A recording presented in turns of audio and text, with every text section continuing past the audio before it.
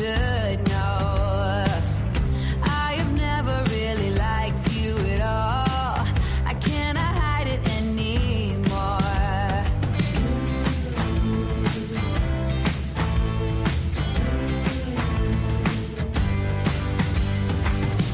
I've been thinking about the future, trying to forget about the past.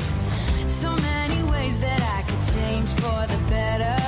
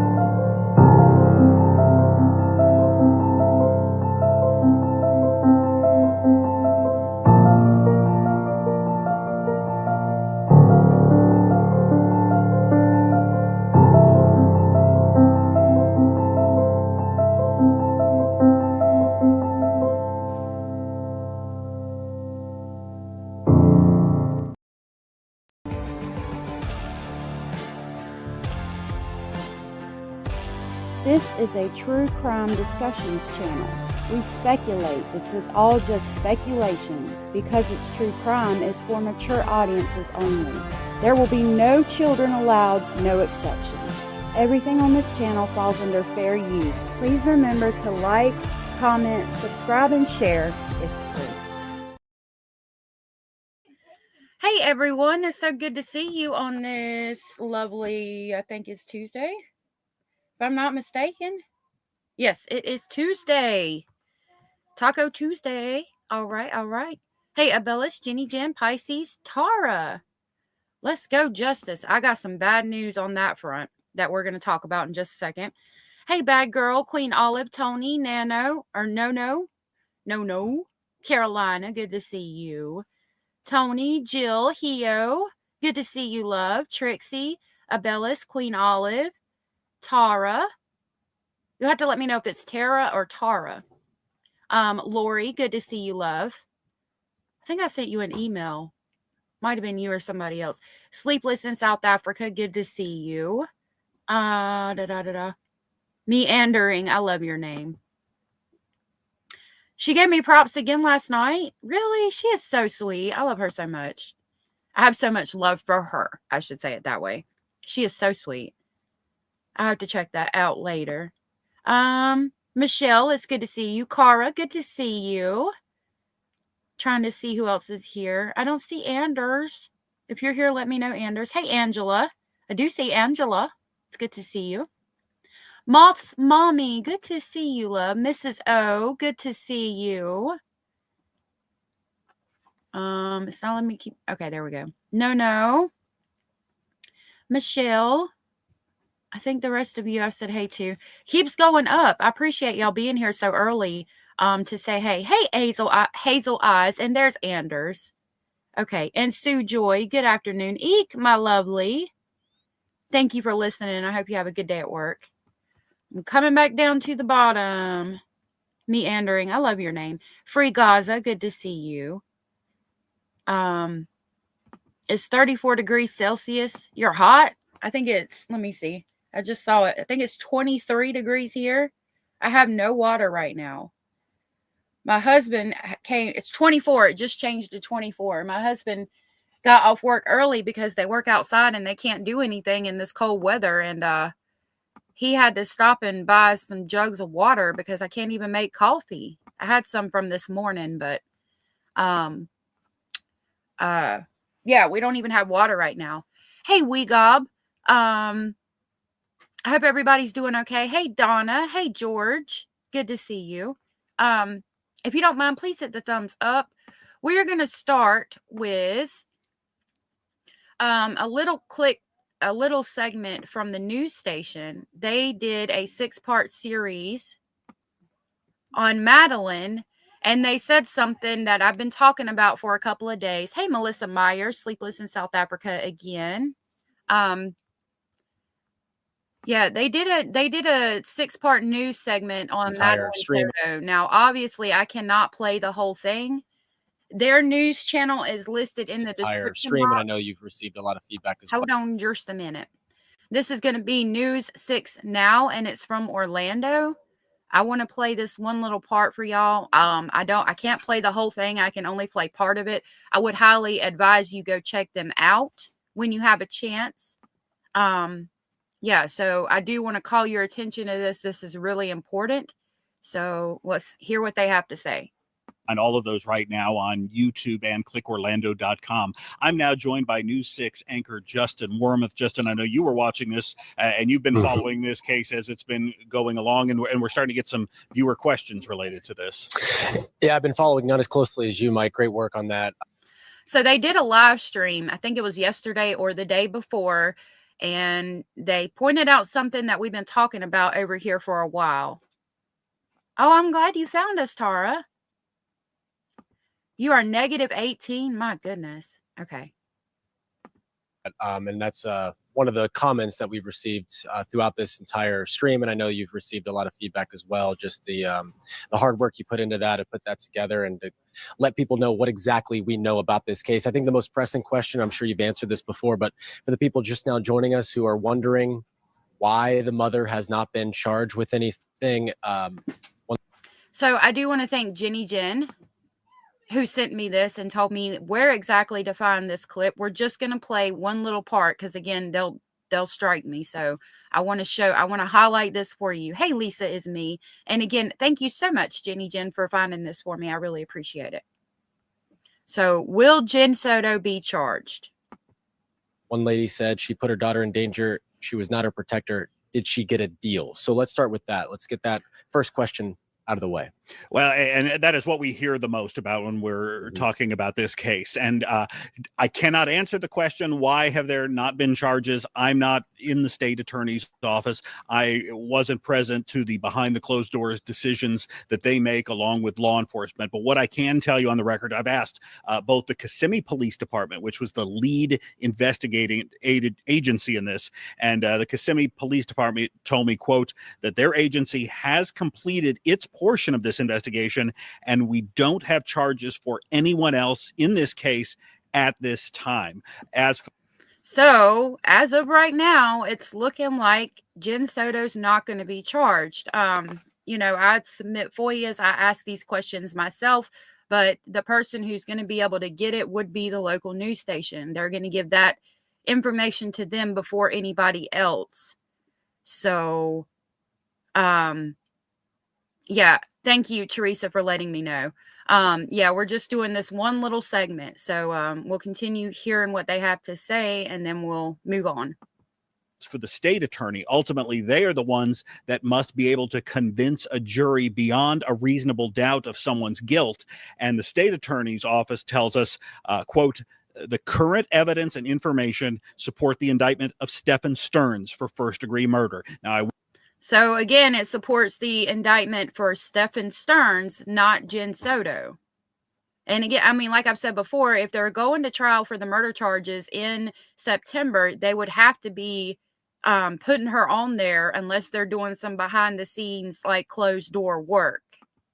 I will point out that I did ask that question under the administration of the prior state attorney. Just about 2 weeks ago, a new state attorney was elected and put into office. I haven't asked them yet, but it appears that the same assistant state attorneys who are actually handling this case and the ones who will be presenting it to the jury will stay the same. And I suspect that still holds up, that at this point, the state attorney's opinion is that the current information only supports the evidence only supports the indictment of Stephan Stearns for first degree murder. So yeah, that just reiterates what we've been talking about that we heard in July. That is called 6-part series on Madeline Soto's death, followed by live Q&A with investigator Mike D. Forrest. Please give them a like and subscribe over on WKMG Channel 6 News. And check them out sometime. I'm really devastated by that. Let me see what y'all are saying. Carolina said, in my opinion, Jen Soto is going to be arrested at Stephan Stearns' trial. My gut feeling tells me that she's going to get caught in her web of lies, and then Jen Soto will be arrested. We can only hope, right? Hey, Mimi. Mimi says she knew, and I'm with you on that. I think she knew. Absolutely. I mean, I don't understand how you couldn't have known, right? And like I said, if in July they're saying that Stephan worked independently, then there's probably not going to be any charges, which is absolutely devastating. Let me see what y'all are saying real quick, and we'll talk about what this is. Not good news at this point, says Lori, and that's right. I'm with you on that. I'm devastated. Hi, Misty. Misty said, it's disgusting to me that Jen Soto won't be charged. It is to me too. Angela said, she only has immunity if she tells the truth, and we know she had a hard time doing that. Yeah, we're going to talk about the immunity interview probably tomorrow. Hey, Hunter's Moon and Sweet Melissa.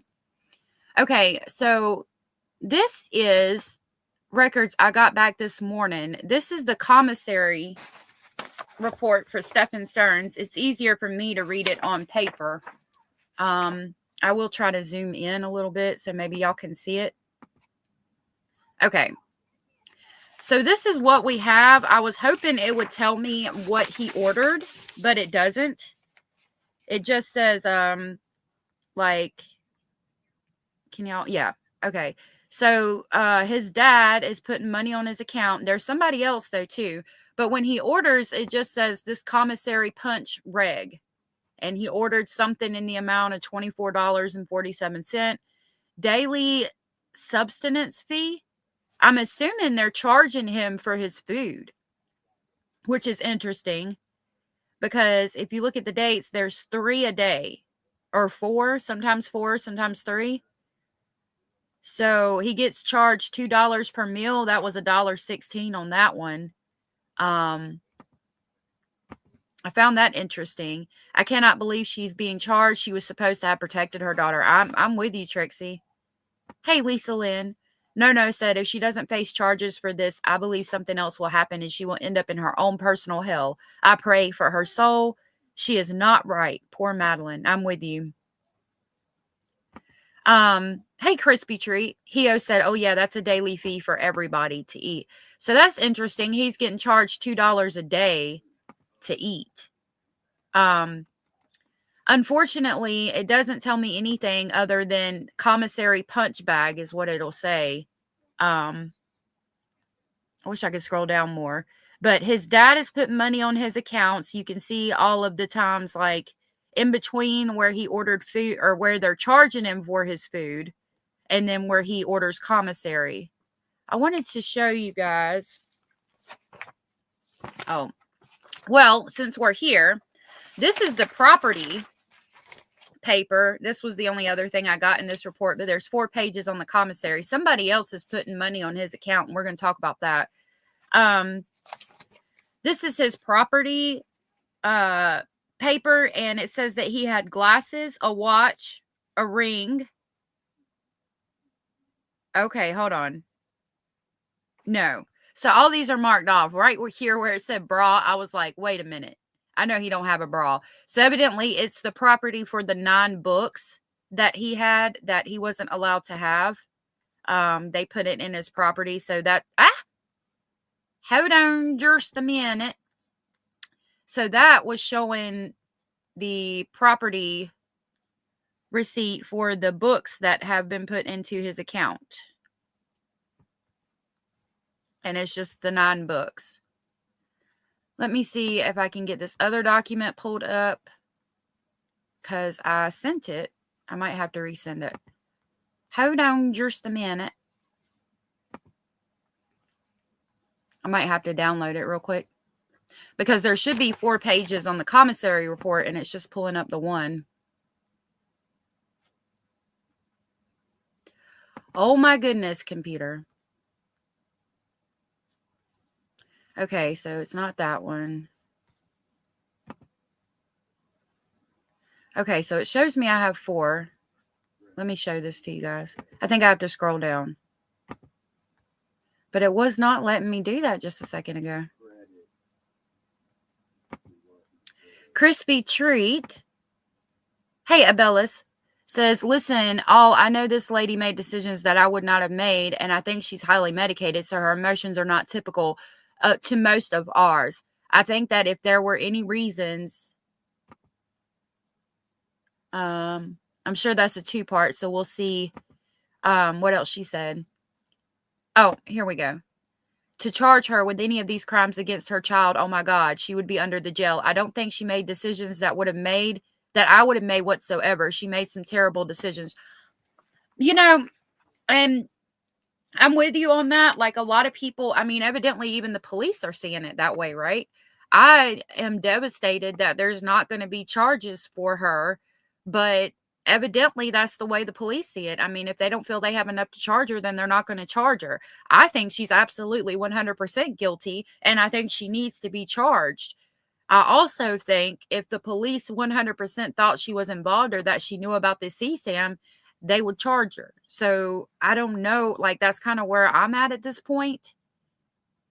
I don't know what else to do. And we were talking about yesterday the way her emotions are, and if it could be the result of some kind of mental debilitation that she has, if that's the reason for the way she acted the way she did with her emotions and her reactions. And I'm assuming that it is. I mean, that's the only thing that explains it, right? Real quick, I'm going to read 3 comments. Meandering says, what is a subsistence fee?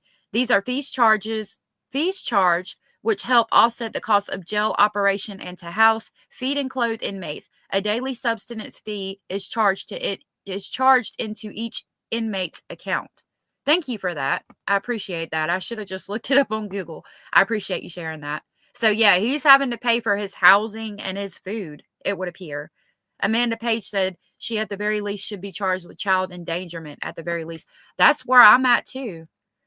Crispy Treat said you guys can throw tomatoes. No, we're not going to throw tomatoes at you, love. We discussed all of these things that we did a 3-hour video trying to see if we could make it work to where Jen Soto wasn't guilty. And it was hard for us to make it work, right? Because I like to go down all avenues. I like for people to say to me, you know, well, what if this is the reason she acted this way? Or what if it's this? And then we can go spend our time exploring those avenues. Like yesterday, somebody had mentioned Asperger's, which is now classified in the autism spectrum. But we went down that avenue and said, okay, what if that is the reason for how she acted the way why she acted how she did? You know, I really enjoy doing that. So we're very open chat. We like to hear everybody's thoughts, opinions, and speculations. And like I've said before, if you believe she's innocent and you tell me why and we can make it work, maybe you'll make somebody else change their mind about things. You never know. He said, yep, you pay for bad bologna. I don't know if y'all have ever seen that bologna, but it is something awful. So he's getting hit with $2 out of his account several times a day. Let's see, on the 3rd, he got hit with 1, 2. So it appears to be about twice a day they hit him with the $2 fee. Yeah, it's about twice a day. I wanted to see on Christmas what he did. So on the 25th, he didn't do anything. He ordered commissary again on the 27th. So his dad is giving him money on his account and they're taking $4 a day out of his commissary money. So his dad is paying for that and for him to do this right here, commissary punch reg, which he's ordering commissary. Sometimes it's $6. Sometimes that one was $59. So he got a lot. They didn't send me what he ordered. That's kind of what I wanted. But you see all these Christopher Walker, which is his dad, putting money on his account. Here's a bunch of voided daily sustenance fees. I guess they had a server error, so he got all of that money back for whatever reason. All right, the other part of this, if I can find my little bar. Okay. Oh, I guess this is the last one. Right here. Can you see my mouse? Yeah. So this is Lal Karam Shamshir. I don't know who that is. LALLKHURRAMSHAMSHER. Lal, to the front of the class, please. Lal, we would like to know who you are, please. I don't know who that is, but they're adding money there. There's a couple of times they put on there. They put $10 there. Stephan did have a sibling, an older brother, but I don't think that's who that is. And then down here, they put $10 again. And I think that was the only thing I saw. So, hey, Joyous. Joyous said, I wonder if Chris Stearns is paying less than $600 a month. That's what Chris Stearns was paying for Stephan Stearns to live at Jen Soto's condo. Yeah, it appears. Let's see what he's paying monthly. So, let me get my calculator. Let's start with the beginning of December because we need to start at the beginning of a month. Hold on just a minute. Need to go to, okay. So on the 1st, he sent him $40. So this will be for the month of December. Okay. Oh, before I miss this, Marilyn, thank you so much for being a member for a month. I'm so happy to have you here. Thank you so much. That is so awesome. I really appreciate that. I can't believe you listened to me talk for a month. That is crazy. You got to be getting tired of hearing me talk. So on the 8th, 8 days later, he gave him $60. And this, I don't think this is including like his phone fees. Sarah said, welcome, beautiful people, both new and returning. Please smash the like button. Get this incredible channel into the algorithm. Sending all the love and good vibes. Thank you for that. Cara said his older brother is estranged, and I don't think he really had anything to do with Stephan Stearns for a long time. I agree. Overprotected, thank you for being here. I said I agree. I haven't looked into that. I don't think that they talk much either, though, is what I meant to say. Overprotected said, just so you know, I've been watching everything. Replay crew, sometimes lurking, some at work. Love to you all. Oh, we love you. It's good to see you. Hey, Sub Rosa. Good to see you. Okay, so continuing on. So far, we've got 40 and 60 that he put on the 8th. Let's continue up. Okay, so he deposited 35 and then a 20 on the 15th. I think both on the 15th. Yeah. So we got 35 and then 20. I don't know if his phone calls come out of the commissary. Like, I don't know if this is how he pays for his phone calls as well or not. Most of the time it is. Most of the time your phone calls come off your commissary. So then on the 19th, he gave him 25. On the 22nd, he gave him 35. Queen Olive Ruth Ann has been a member for 2 months. She says, wow, 2 months already. That is so awesome. Thank you so much for being a member for 2 months. That is amazing. I really appreciate you guys being here and your support. It really is so sweet of you guys. I thank you. I thank you so much for that. Okay, and then on the 29th, he gave him 35. And the next one's not till the 1st of January. So for the month of December, he gave him $250. So that's quite a lot. I would get like maybe, well, when I was in trouble, I got about $50 every 2 weeks. So about $100 a month. But you know, they're going to take care of him. They coddled him a lot most of his life. So they're going to take care of him.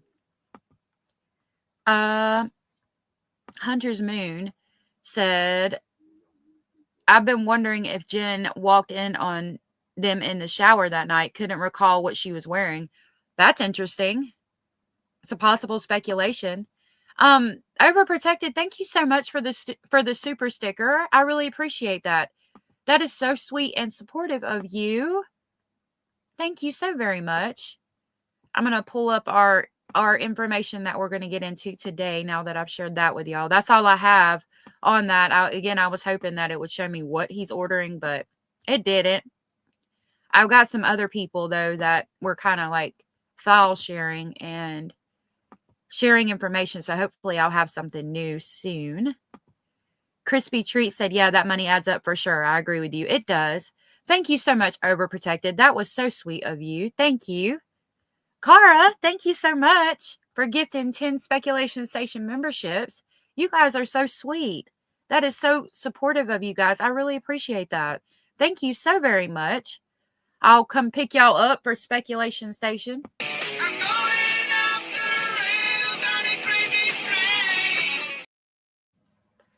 Overprotected sent that money to pay me to find the break cord and slow that trade down.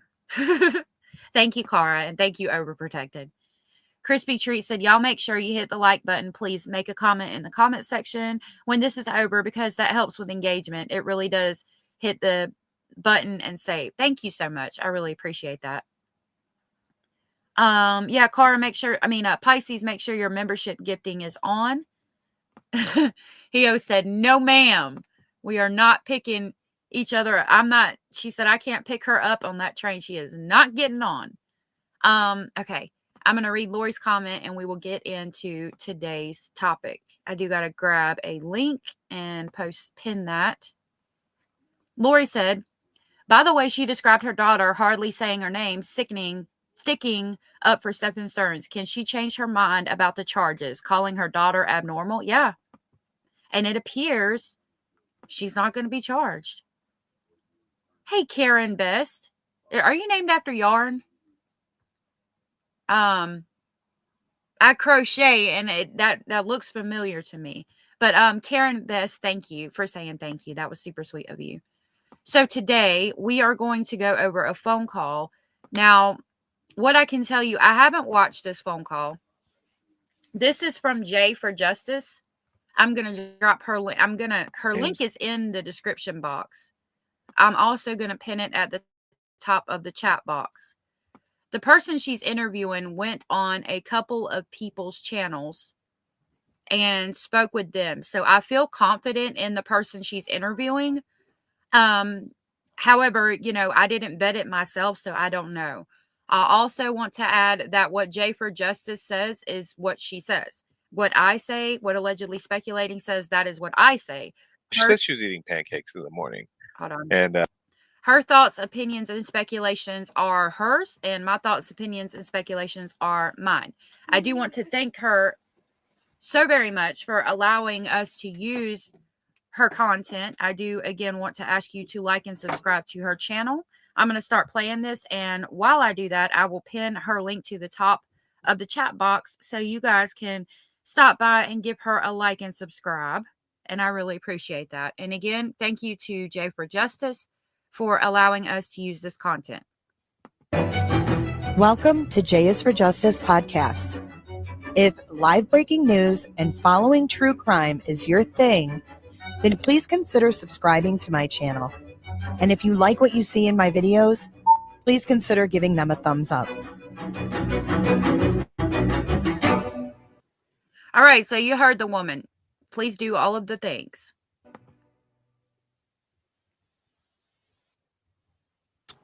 Hello, everybody. Good evening. We have a special live stream tonight. It is Tuesday, March 5th. And we are live in Studio J, and we have Chase with us. Chase is an ex-friend of Stephan Stearns, the main suspect in the murder of Madeline Soto. Okay, so this is Chase. He's been interviewed on several channels as far as I can tell, so I do feel confident in playing this because it does appear that this person has talked to several people regarding this case. Jay for Justice podcast is pinned at the top. Again, please give her a like and subscribe. And again, I want to thank her for allowing us to use this content. Crispy said, no, she would have already been charged if she was going to be. So they've looked into every nook and cranny of her life, and she's not being charged. I think she's been highly medicated. I mean, unfortunately, I have to agree with you there. I think if she was going to be charged, she would have been charged already, especially considering that they're going to trial in September. They would already be working on getting all of the information together that they need to get. I just dropped the StreamYard link. And if anybody wants to come up and talk about this interview that Jay for Justice did with Chase, one of Stephan's friends, please do so. Real quick, Crispy Treat said, I guess I have a difficult time. Anytime I see a mother being involved in a crime against their own child, I just do. It goes against how I'm hardwired and against Mother Nature. It does. And I think that's where a lot of people are at with this. Like, how did you allow this to happen? How did you not see the things? How did you miss the signs? But evidently she did. I mean, because if the police could charge her, they would. Basil is good. Basil is over here laying down right beside me. He's actually side-eyeing me right now. It's kind of chilly back here where I'm at. He is chilling though. He is all fluffed up and he's actually sitting on the electric blanket, so he's warm. Jenny Jen said, nobody show hate to Chase. This is solely his experience with Stephan Stearns and what he knows based on their past friendship. Absolutely. And again, I just want to reiterate, this is Jay for Justice podcast. Please give her a like and subscribe. Thank you so much. So welcome, Chase. What's going on? I don't remember that. What's happening? So we are live now. I just want to let everybody know at the end, we plan on taking some questions. So have your questions ready. Any super chats that come through the live, we will address those and answer all of your questions at the end. So thanks everybody for being here.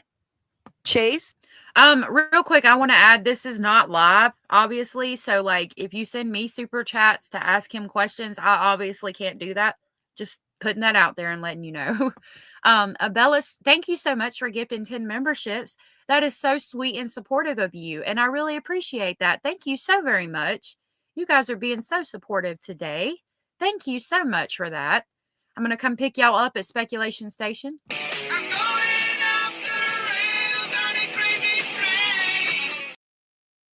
The DA just told me I could arrest Jen Soto. Y'all got to get on this train. We got to go. Leave the coffee at the stop. You will burn yourself. It will spill. Thank you so much, Abelis. Say hello to everybody. I was like, "Is my thing even muted?" What's going on? How's it going? It's been a wild week. It's been a wild week, right? You're making your way through the tubes this week. Oh yeah, it's definitely a crazy week. Yeah, I feel for you, man. I do. Especially because, like, so that first interview. So I got hit with this news by my mom right before I went to work. Because she had. When did you find out? When did you find out that this happened? It had to be like I guess I don't think it was the same day. I think it was like the day after. I guess it had broke the news. Because she works graveyard shifts. So she had gotten off work and I think she was eating breakfast in the morning. She said she was eating pancakes in the morning. And she was just kind of scrolling through the news. And she's interested in, that kind of stuff. So she always keeps up with like local news and all that. And I'm going to speed this up just to 1.25. Veronica said, sometimes we meet creepy people that after you become friends, then the real creeper comes out. Absolutely. Titanium, I am. This is going to be J for Justice podcast. She is the pinned comment in the chat box, and she's also in the description box. Please give her a like and subscribe. She is interviewing Stephan Stern's friend, Chase. This is from several months ago, and she allowed us to use this, so make sure you give her a like and subscribe. And I appreciate her allowing us to use this. Hey, Sub Rosa. Trigger warning in advance, said Jenny Jen.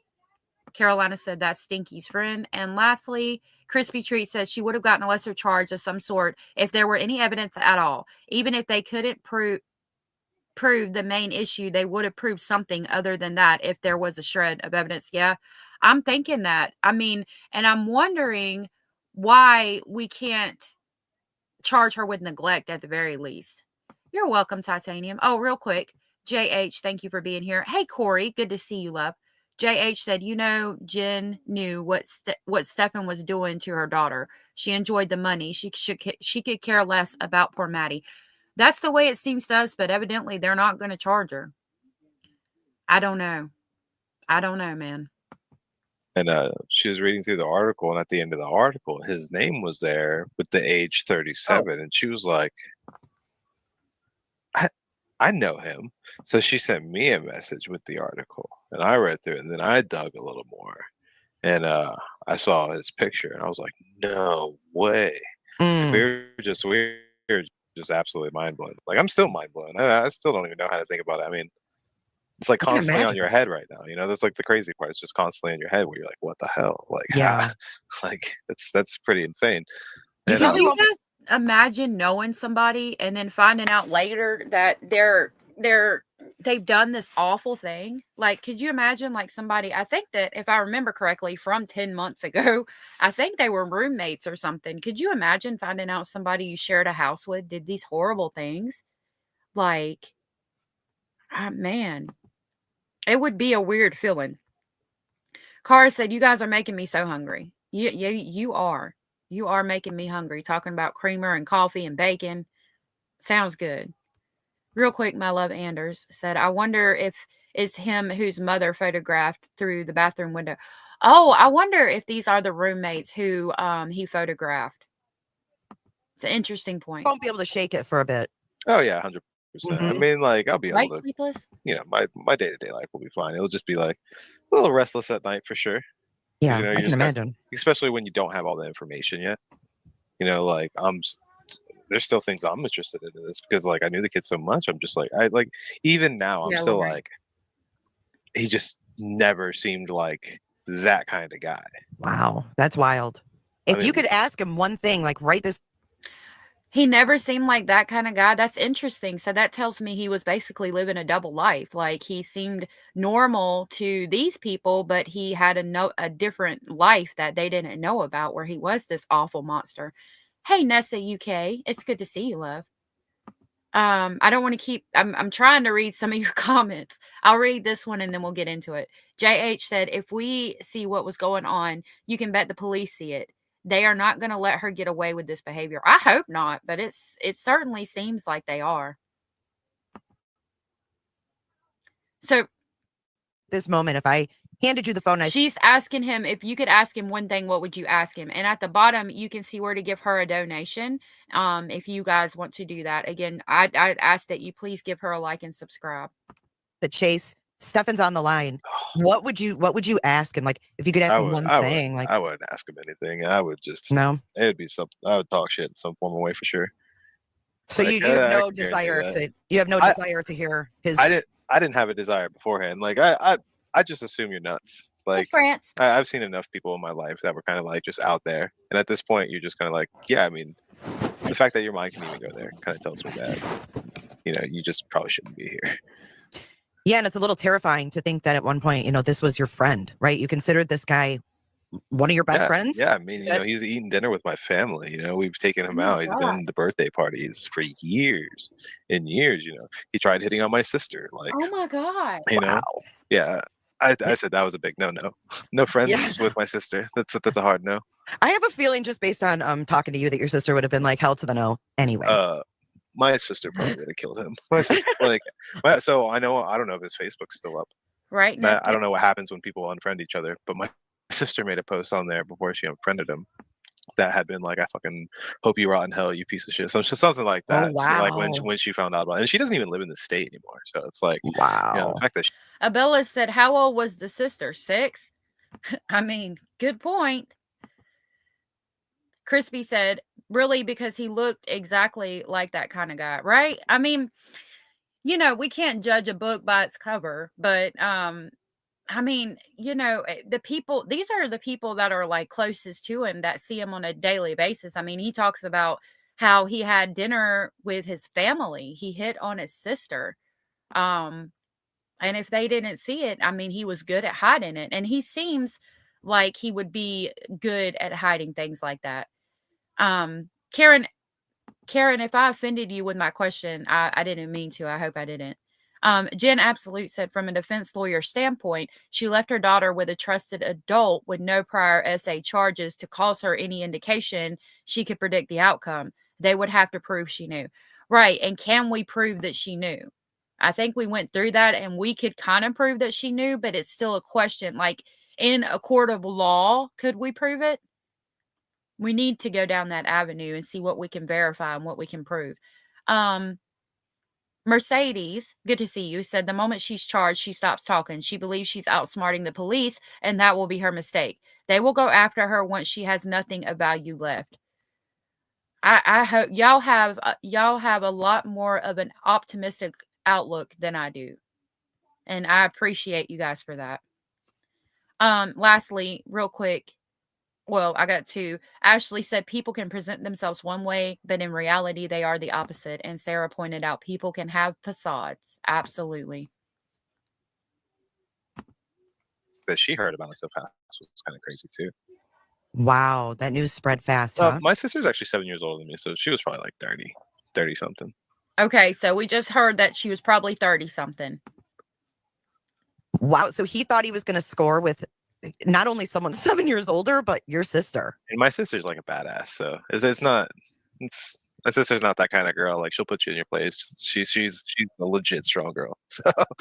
Well, it sounds like your mom. I mean, based on the story you told me before we came on, that your mom is pretty tough and on the ball too.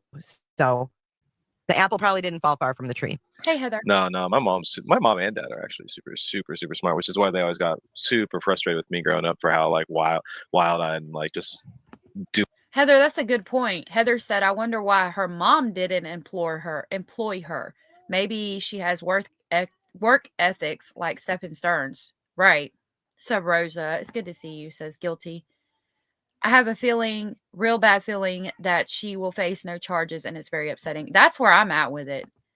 And Indecent Angel, good to see you. I don't get it. If cops don't think she's guilty, why are they giving her immunity? Right. That's what we're going to dive into tomorrow. If you didn't think she was guilty or knew anything, why did you do the immunity interview? We're going to talk about that tomorrow because I'm interested in that too. We need to go down that avenue. Do whatever I want. So because they had a hard time with that. I was not exactly the greatest child, you know. We've all been there, Chase. Yeah, I was definitely a rebel for sure. You know, sneaking out at 1 a.m, you know, just running through the woods, just be home at 5. Okay, come home at 9, you know. Right. Yeah. Don't leave the 6-pack. No, I'm going to the neighborhood next door. Guilty as charged. We've all been, you know, menacing teenagers. But this picture we have on the screen was actually taken at your house, right? That was in my room. That was in your room? Yeah. Ooh. I remember, like, what were you doing? What was going on? He was fake reading that. I remember him fake reading that because that's why I took that. Because I took that picture. When would I that just have remember been? laughing. So that is Stephan Stearns pretending to read a book. Bad girl, are you leaving? I hope you have a good day, love. Hey, Boomer. Remember, Jen asked Stephan Stearns out. He was never interested in her. Good point. I do remember that. Okay, my mother never let me spend the night anywhere, and our house was the place where everyone came. She packed the house full of food, junk food, and real food, and we always had a spare kid staying. That's sweet. Stony Sony Photos. Good to see you. Said, I received a gift membership. Thank you to whoever gifted it to me. Thank you, allegedly speculating, for such amazing content. Well, thank you for coming by, and thank you for saying thank you. That was so sweet. Teresa said, to be fair, it's not the cop's decision. It's the district or state prosecutor's decision whether or not to charge. And you are absolutely right. And hey, Susie Q. A lot of you are coming in. Hey, Foxy Amazon. Susie Q said it's because the prosecution doesn't want to pursue her. I bet money if it was up to those officers, she would have charges. I'm with you, Susie.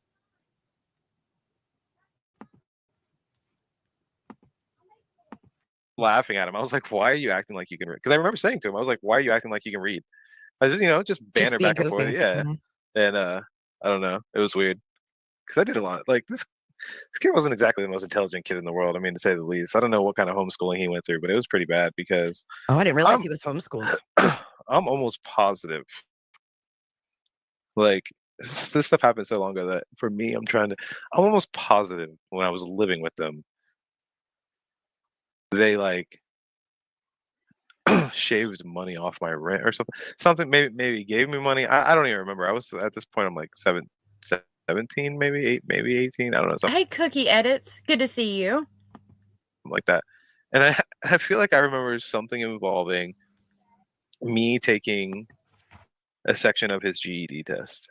If it was done, I'm almost positive. Like, I'm almost positive. Wow. Like, I can't, like, I'm just not fully sure. To be honest with you, up until this happened, that part of my life was like a big section that I just don't like thinking about, just because I was so rebellious. Like, just party, drink, party. And I was like going down that pathway. So I turned around.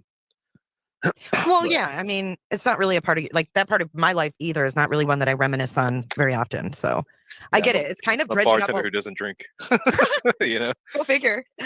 But, I mean, it probably does dredge up feelings of, memories back then that you did put, in the past. And maybe you're having to like revisit, like, God, I acted like a fool, sorry, Mom. At least you have the opportunity to say, sorry, Mom. I know. She actually thanked me for saying that. Us moms love when our kids get to that point in life. Yeah, where they can say sorry. Yeah, 100%. And my mom's like, she's when you picture like. Have you guys ever done that? I had my first daughter when I was 19, and after I had my daughter, I apologized to my mom. I kind of grew up a lot after that, and maybe because I had her so young. But yeah, I told my mom I was sorry, and I understand the reason she did a lot of the things she did back then. Still continued to mess my life up, but I don't know if you guys have ever done that, told your mom sorry. I think a lot of us have. Sue Joy said, I'm at the point they do not want to give her a heads up after all the lies and inconsistent statements under oath. Right? Veronica says, sorry for my ignorance, but we don't do homeschool here. What does that mean? Moms are teachers? Yes. I homeschool my children. Basically, you do the education at home, and then at the end of the year, they take like a EOG test, but it's for homeschool. It's interesting to me that he got the best friend to finish Stephan's GED test. And again, why is he taking a GED test? You graduate from homeschool like you would have a high school diploma from the name of whatever homeschool it was. So that's weird to me that they said that. Yeah, we're in the same boat. I apologize to my mom too at 19 for having a baby. Yep. I love you too. Hey, indie girl, it's good to see you.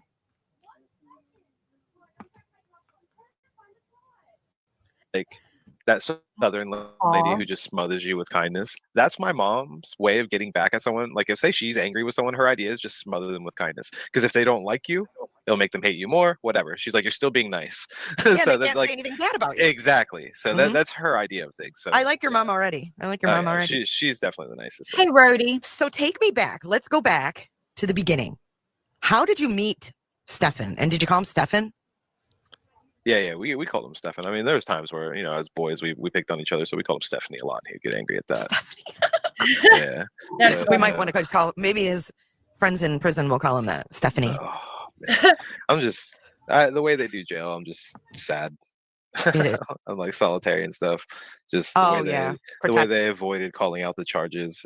Like, I don't know. I feel like there's a lot of punishment we might have not predicted would happen through the process, but you should just allow to happen in certain cases. And like the other inmates hearing those things, I'm totally fine with that. Yeah. I mean, if they're going to bother passing a law here in Florida.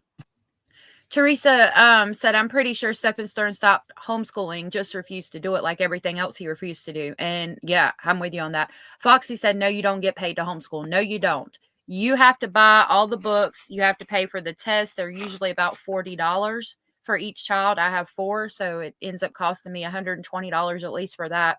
Books run between, I go to the used bookstore so I can get them cheaper there, but they're usually like around $80 to $100 a book. But that's just, you got to get like the workbook, the teacher book, the student book, and any kind of little things that go with it.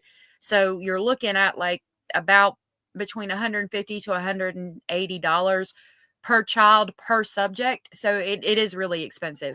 There's a homeschool, like they're doing online homeschool right now, but and that was like, I think it was $500 for the year for all 4 of them, which is good. That's a good deal compared to buying the books and all of that. There's also a page called The Good and the Beautiful. We get schoolwork from there too. They have everything free. And if you've got enough printer paper and ink, you can print it out for free. I found that interesting. Real quick, we're going to continue listening. I just see you guys have a lot of good comments. Hey, Bazard. Melissa said, in Tennessee, I'm in Tennessee, and my kids who have been homeschooling most of their lives have never had to take a standardized test. In North Carolina, we have to take the, I think it's ACAL or something. I can't remember, but at the end of whatever year, our year ends in August. They take the test or whatever to make sure they learned everything they were supposed to. Jen said, I've tried to virtual school my sons when they dropped out of high school, just ended up them trying to make me do their work, which I myself was in college. So yeah, that wasn't going to happen. Big Phil. I'm sorry. A lot of them do. They'll ask me questions and they'll be like, what is 3 divided by 9? And I'm like, you need to figure that out. They'll try to trick me. Just kids being kids. I'm here in Florida too. If they're going to bother passing a law making it a death sentence for children 12 and under, why let them hide from those charges? Exactly. That was kind of me. I was kind of like, that's weird. And I know a lot of people are kind of wondering why this is taking so long as well, like for the murder charges and stuff. And it's like, there's a because of that. I think it's that law, or yeah, I'm almost positive that's the law. They only have 180 days to get the entire case put together. So like Hey, Wolf and Natasha. so it has to be within 180 days. So they have to do all that. Like So they get gotta all get their on the ducks in a ball row now. when they Mhm. submit.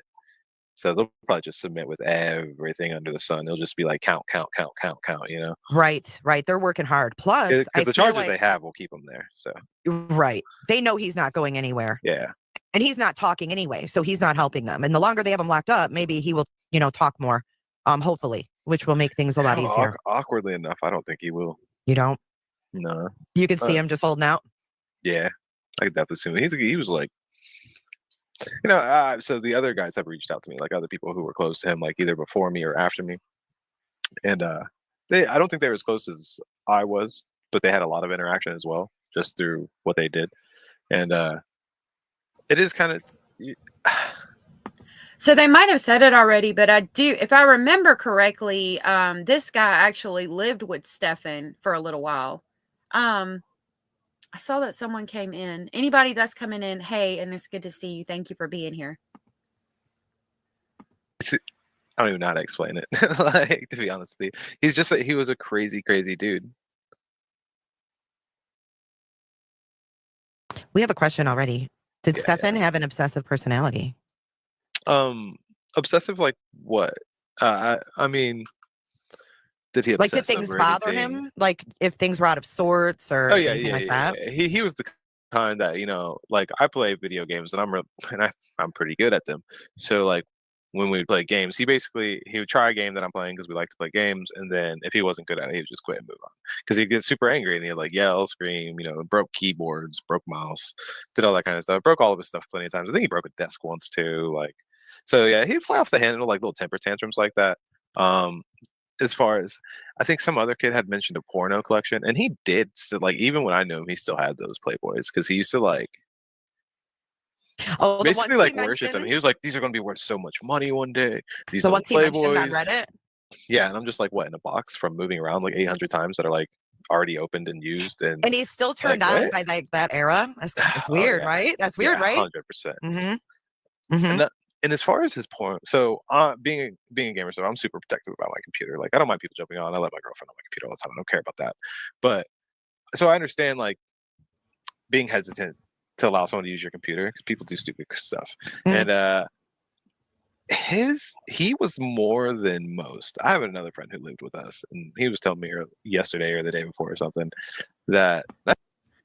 So, does anybody find it intriguing that Stephan Stearns didn't want people messing with his computer? I mean, I don't think, I think that's because he was hiding stuff on there he didn't want anybody to know about. Lori said, Jen said the Woody Allen comment to even say that, or she seemed to, or knew something. Yeah. The Woody Allen comment is like the deal breaker for me. I don't understand why you would say something like that unless you knew something. Foxy said, I just remember my ex sending lots of money for his kids for school each semester, and I don't understand why. Then he explained how the education system works there. Oh, yeah, educating your children is expensive anywhere. Moni, what did you catch, love? I'm sorry. What did you catch? Wolf said, I have 3 kids in Orange County with different moms. You get a text when there is a discrepancy with attendance. She knew. Oh, wow. Okay. That's interesting because from what from what I've heard so far, she didn't find out till the end of the day. Thank you, I think I Gideon. lived there when this happened. I just ignored it because I was upstairs in my own room and I just didn't feel like listening to them just yelling at each other. But Stephan was a slob. Like he just trash would pile up and pile up to the point that you like walked through a path where he was, and he ate candy and like candy, chips, Tyson chicken tenders, that he would use in a microwave because it couldn't work anything else. And his mom would cook for him. His mom did everything for him. Like I taught him how to use a washer and dryer at like the age of like 18 or 19 or something. Did both of his parents work, Chase? No, his mom. So his mom didn't work, but she did like she raised poodles. Okay. I mean, I don't really know how that works. I mean, she had like a handler who like would walk them and stuff at the shows. Yeah. She has like a cane and she's heavy set and stuff like that. So it's like I saw that on Facebook. I saw her handle her with one of her poodles. Yeah. So, and her poodles, I mean, she definitely raises good dogs. I mean, I can't lie about that. Those poodles are smart as hell. I hated poodles before I met those poodles. Those poodles Right, are awesome. you lived there, right, with the Yeah. poodles? And those poodles Okay, are like the so shit. tell me back in the beginning. So Veronica, I'm not trying to pick on you. I just wanted to talk about what you said real quick. Veronica said, I kind of judge this guy a little for knowing all this and still hanging out with him, just saying. So this guy was living with him and I don't think he had anywhere else to live. So I would say that's why if he saw something sus, he probably didn't say anything because that was where he lived at. Just like the roommates in Jen's house, like they might have like the one texting Jen and saying, hey, do you know Maddie's in there with him alone? And Jen texting back and just saying, thank you. Like at that point, she said something. They're not, I mean, it's not like she walked in on him abusing her at that point in time. So she's like, okay, well, I guess if you're okay with it, whatever, I've said something, I've done my part. Cause that's where she has to live. Like if she gets mad or starts any kind of hostility in the home, in that environment, then she's going to be living in a hostile place and have to find somewhere else to go. And that could be where he's at with it too. So far, the only thing kind of sus I've heard is that he didn't like people touching his computers. And I don't know if you've ever been around like a real hardcore gamer.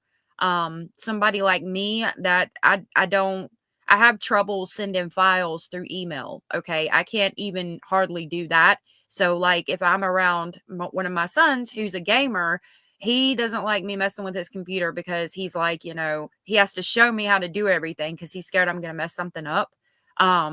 Which, you know, we go through his computer, but you know, I'm just saying like some people are just real iffy about their computers because they're gamers or like they're scared you're going to delete something or put a virus on it or all of these other things. So far, I mean, I could kind of understand where he's at for right now. Now, I haven't heard, I don't remember all of the interview, but we're going to continue on into that. Bazard, thank you so much for the $5. That is super sweet and supportive of you. I really appreciate that. Bazard said, stinky ass Stearns really came off as a try-hard gamer, and already it sounds like at this time he was a pedophile back then. Yeah. Yeah. There's a reason he doesn't want people messing with his computer. I'm just saying. And it's not the case. I mean, again, though, like I just said, the roommate or whatever probably would have thought that, you know, he's just, you know, weird about his computer. He's put a lot of money in it. Sometimes they don't like people messing with the stuff, you know. Jenny Jen said, to be fair, Chase was friends with Stephan when they were teens. I'm sure we can all agree we aren't the same people we were when we were teens. Many of us grow up and change our lifestyle. Absolutely. And when you're a teenager, you're just going to be like, okay, well, he's just weird about his computer. Your mind's not going to automatically go to, he's got child pornography on his computer. You know what I mean? How did you meet this dude? School? So no, it wasn't through school. Right. Because he was homeschooled. He lived like, they lived in a very rich neighborhood. Like, so where I live, you have a few big neighborhoods. You have Isleworth, you have Keens Point, and those are the two big ones that are right here. And like between those two neighborhoods, you're talking like Tyra Banks, lead singers of band. Shaq's house was there when he played for the Magic. You know, all that kind of stuff. Yeah. I know. And I know they lived in that. They lived in that neighborhood. Windermere? Yeah, they lived in Keens Point. Okay. Yep. Tiger Woods lived there. He lived in Isleworth, right next door to it. Okay. Yeah, because he lived actually next to a friend that I had in high school. But yeah, that's crazy. Yeah, and so he lived in there, and then you lived in there as well. No, I lived in a neighborhood like down the street from that. But we met through. I had friends who lived close by, and somehow he knew them, and just like I would go over and they had like a boat and a lake. Your relationship will get there, Crispy.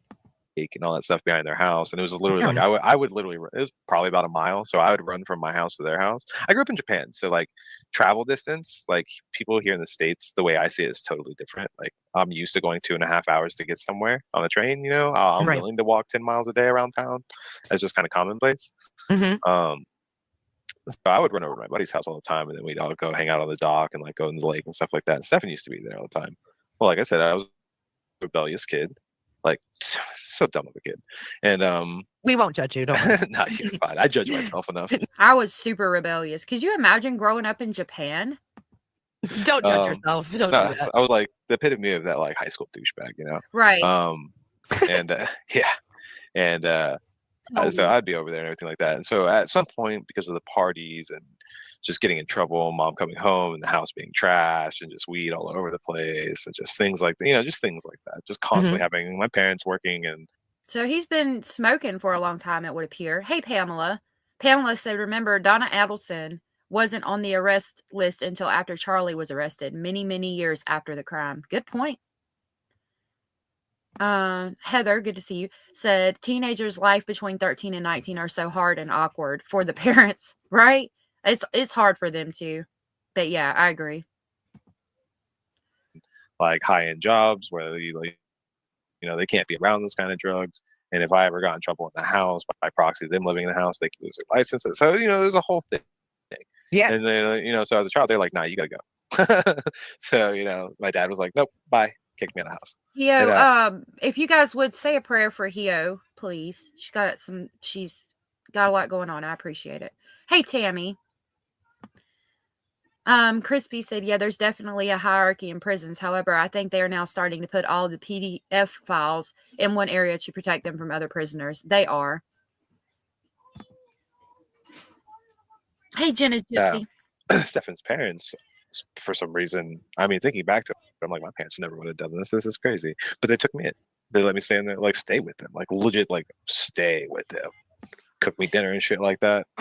Did he have any other siblings? He had a brother. I never once saw him. Really? I don't think he ever visited the whole time I was there. So that goes to the brother being estranged, like you said earlier. And that's interesting. I wonder why he's estranged. Bazard, thank you for the support. I really appreciate you. That is so sweet of you. Bazard said, I can bet you all Maddie was not the first victim of Stinky. Quote, dumbass who gets caught in 2 days. Stearns. Freak like him had to have participated in the past. I wonder if there's any other victims out there, but I think they would have come out by now, especially if they thought they could help in the case. Since Madeline is now unfortunately deceased, I would think they would come out and try to help. Hey, Cozy. Some other guy said he was Navy, which actually kind of surprises me because I'm surprised. Had I known he was Navy, I for some reason I always thought he was like Army or Air Force, and had I known he was Navy, being a Navy brat myself, I would have pried more into his brother just out of curiosity. Like, yeah, why have I known you so long? I've never seen your brother. I've never even heard you talk to your brother. Like, I don't see pictures. His brother. There was no pictures of his brother in the house. There was like, I didn't know he had a brother for like 2 years. Whoa! So he never even mentioned it. And by that point, I'd already heard stories from his past. Wow, isn't that interesting? I know the brother was older, but like, I think it's the same age difference as me and my brother. Me and my brother were 7 years apart, and I was younger. And I mean, we still fought like cats and dogs. We were close. We're not as close now that we've grown up and moved out of the house, but we were really close. I think it was about the same age gap, maybe 10 years. That's odd that he never speaks about him. I dropped my StreamYard link if anybody wants to come in. Nanny Goat, you're not late. You got here right when you were meant to be here. And J for Justice. I kept wanting to say Justice for J. J for Justice podcast is pinned at the top of the comments box. Please give her a like and subscribe. This is her hard work. So please make sure you go give her a like and subscribe for this. Well, slight stories.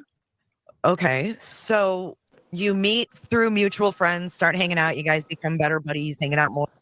Hey, Crispy. Thank you for being here. Hi, honey. How are you? I hope you're doing good. Good. How are you? Is my sound okay? Is my sound okay, or I don't know? Yeah. Okay, because I was Yeah, you're looking for good. my earbuds. Okay, because sometimes I get that crackle-lacking.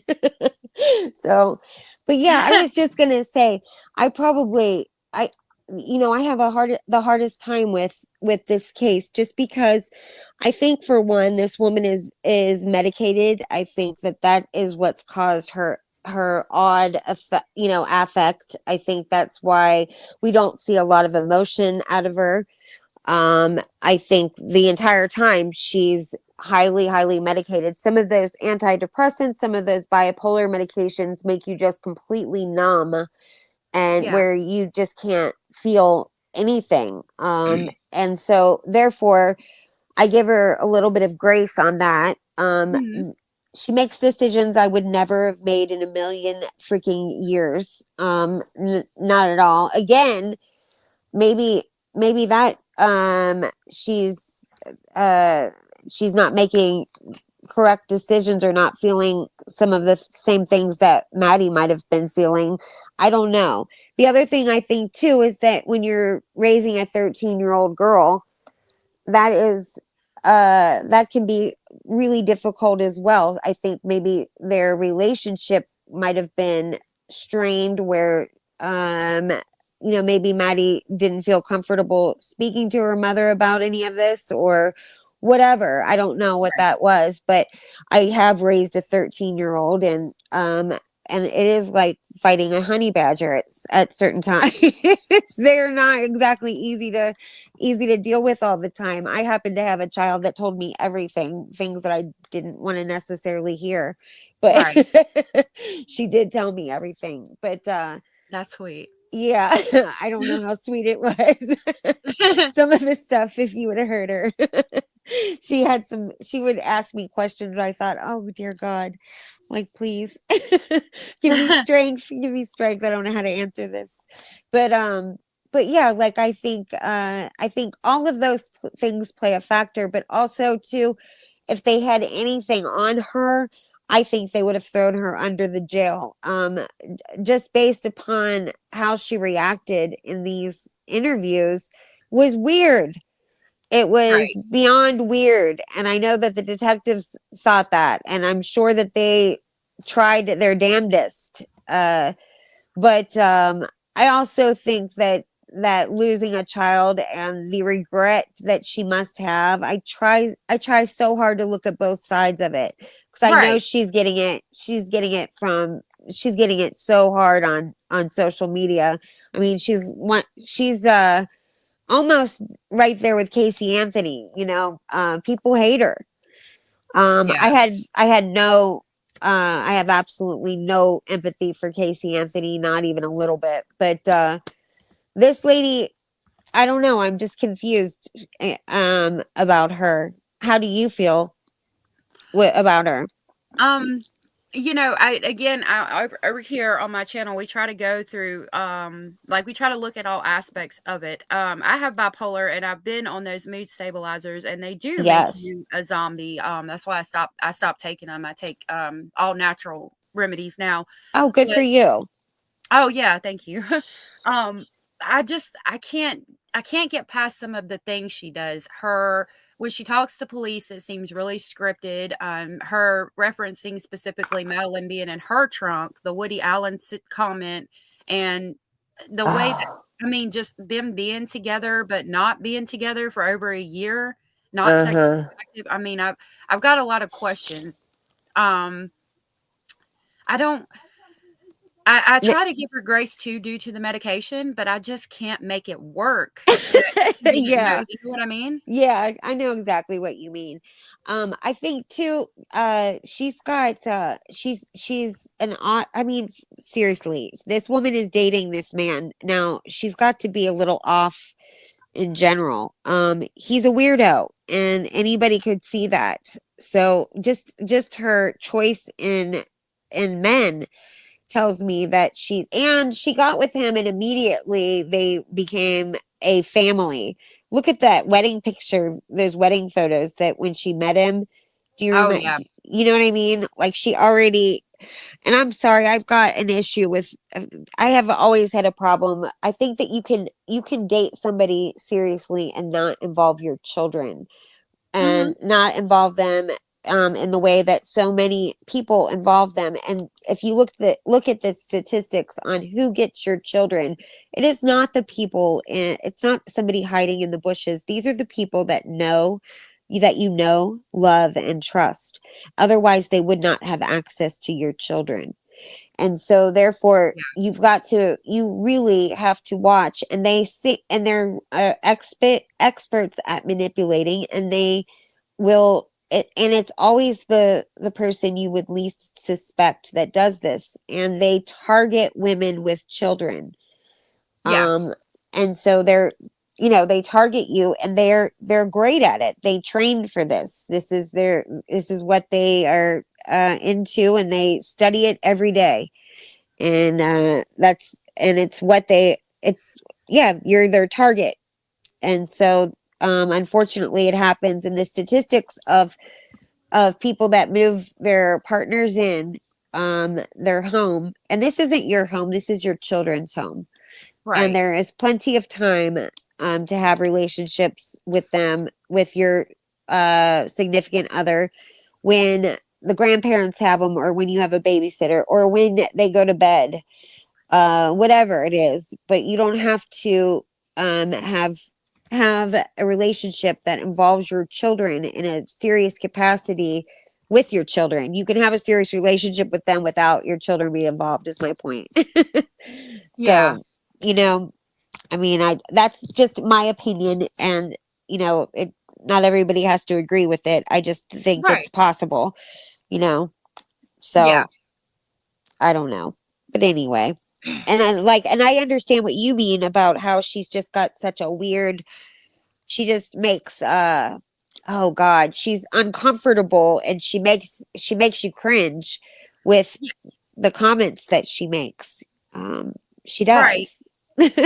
I mean, and it could be some kind of mental thing. Like, she could be socially awkward, as Shay is talking about in chat. She says there's an interview where Juan and the sister say she has Asperger's, which would be autism today. Right.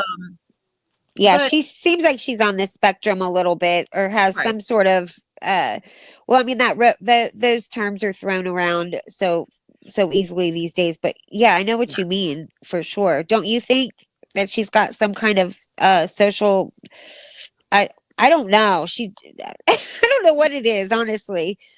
It's hard because she does seem like she has some kind of, like, yeah, I could see her being on the spectrum for sure, but it just some of the things, and other times she seems really cunning and manipulative, especially just in the body cam footage where she talks over Stephan and seems to be more in control. Yeah, she So does. for I me, it's know. like, is it more of an act or is it factual? She was aggravated with him during that body cam footage. The day Yeah. she went missing, is that what you're talking about, when they're at the mom's office?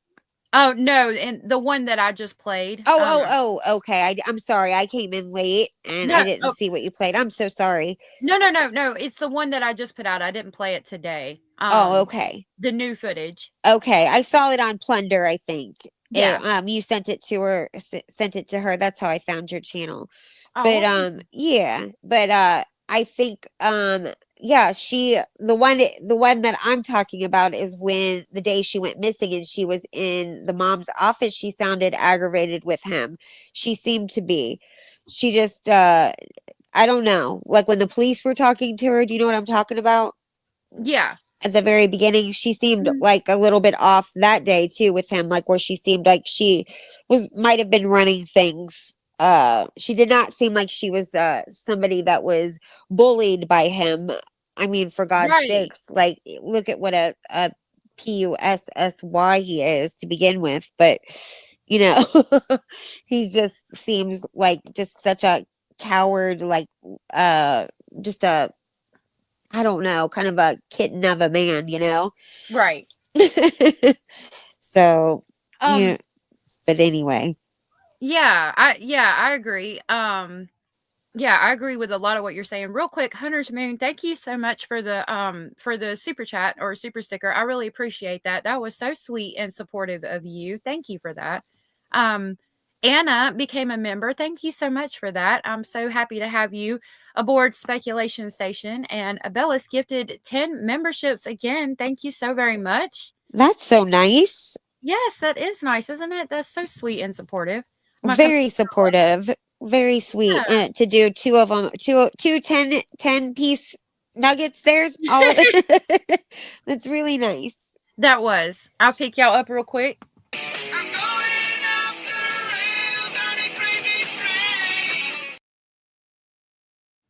Y'all keep sending me money to find that brake cable.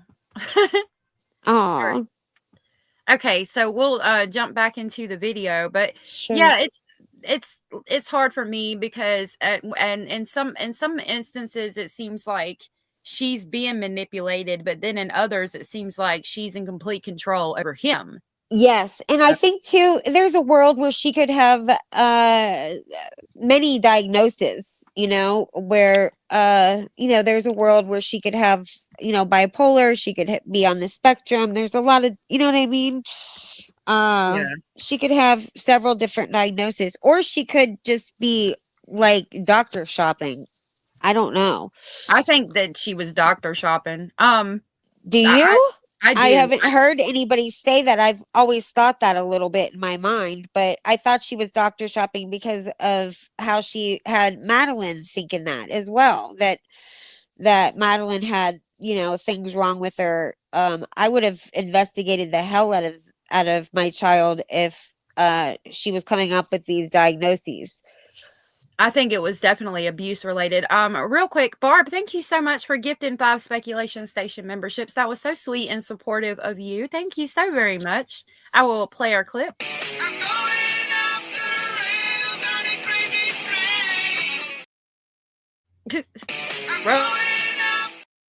Sorry, Rubber said she spilled her coffee a minute ago. That was funny. I love that. I love your little clip on the crazy train.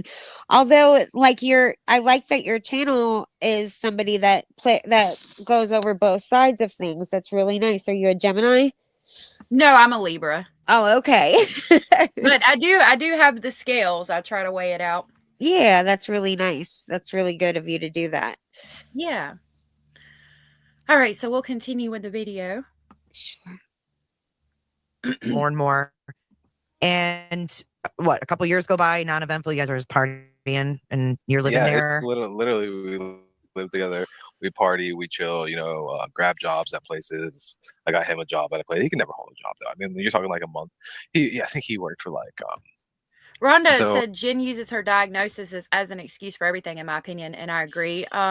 Shay, real quick, said that was a spot-on analysis, how sometimes Jen was the manipulator and sometimes Stephan was the manipulator. I think that is why Maddie is no longer with us. I agree. Yeah. Crispy Treat, if you would like me to pause so you can say anything, just let me know and I'll pause the video for you to speak. Okay. Okay, thank you, honey. Yeah, you're welcome. Crochet Mama. So I was at a firehouse. I was the manager of a firehouse when I was like 17 or 18, and I hired him because he needed a job. And but his parents paid for everything, so it was just fun money. It wasn't like he didn't need anything. He was super attached to his mom, like super. When I had to teach this kid how to use a washer, dryer, stove, like oven. I'm almost positive I taught him how to use a microwave, and this is after like the age of 18. Like that's absolutely crazy to me. Like I never once saw him do laundry. He grew up with maids. Like they just did everything. Wow. Yeah. Wow. Absolutely. I would have never guessed this. I would have never guessed that he came from a family. He came from money. Like they had money before. That's interesting. I mean, we know they always had money. I wonder where all this money was coming from. I don't think at this point he would have been selling images. Right. Or the NG. Sorry, real quick, NG said sent by Plunder, first live stream, listen and loving it. Thank you so much for the support and thank you for being here. I'm sorry, Crispy, I didn't mean to cut you off. Oh no, that's okay. I just was thinking like Poodles cannot bring you all that money, right? I think that the dad was pretty successful, but I don't know. I watched I'm a mod over there at Hidden True Crime or whatever. And I watched that interview with the parents. Did you watch that? Yes, we went over it. They gave us permission. So we went over it one day. Yeah, they're such nice people. But yeah, what did you think of that interview with the parents, by the way?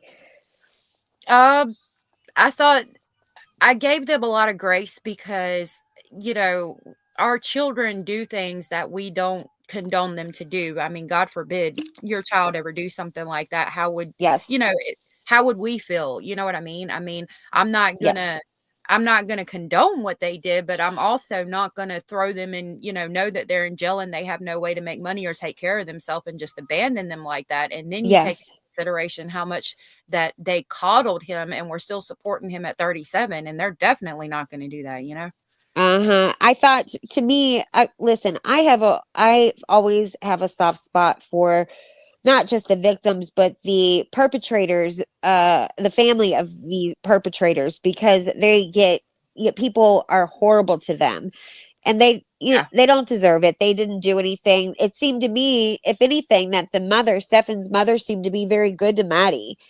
Yeah. It really did, and it seemed like she cared about her very much, and she stood up for Madeline and said, she should not be in the same bed with you all. Right. I mean, thank God she had enough sense to say something, but and you got to feel for them, because regardless of what your child does, even if they do something this heinous, you still love them. Right. And I feel for them. I'm in the same boat as you are. So Yeah. you can go ahead. Okay. So I don't know what happened in California. They've all told me it like they're from California, Mm-hmm. and something happened, and they moved to Georgia, and then they moved down to Windermere. And each time they moved, it seemed like they lost more and more money. Oh my God! Okay, because like from what I understand, they were Loaded. banking on like real estate in California or something like that, and then something happened there. And I was told it was the stabbing. Now another guy says, that didn't happen. I don't know. I don't know how old he was with that story. Like, that was just kind of So that story, supposedly there was a rumor that Stephan stabbed somebody, and that's interesting to finally hear somebody talk about that. I don't know the ins and outs of that rumor, but that's interesting to hear him mention it.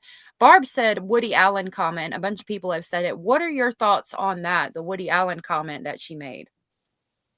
Oh, me? Yeah. I don't know. I didn't really even know that Woody Allen comment at all. I just thought it was inappropriate, just uncomfortable.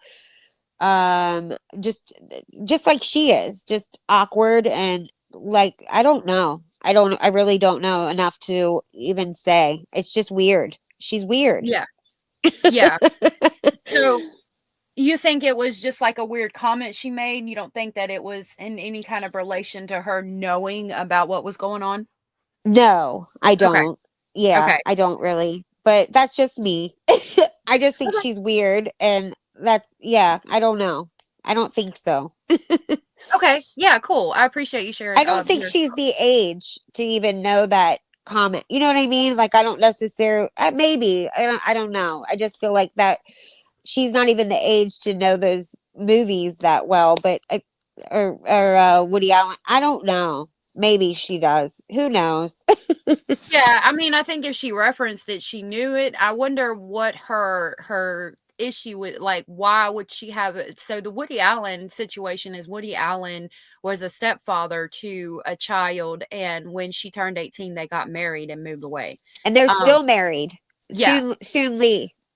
Yeah. So for her to have a fear of that, I would think she knew something. You know what I mean? Yeah, I guess like you'd have to be living under a rock. You're right. To not know that story. I just was thinking Well, like, yeah, but yeah, that's because it was such a weird thing that because Woody Allen Woody Allen got that little girl. They adopted that little girl when she was a little girl. yeah. So, it wasn't like she came on the scene at 17, which is still disgusting, but, she was a little girl, and I can't believe that he is still, he didn't lose his status in Hollywood, which tells you how dysfunctional Hollywood is. Yeah. It's bad. Yes. Up there. Hey, I saw Black Knight came in and a few other people. Hey to you guys. Thank you for coming in. All right. Well, thank you for sharing.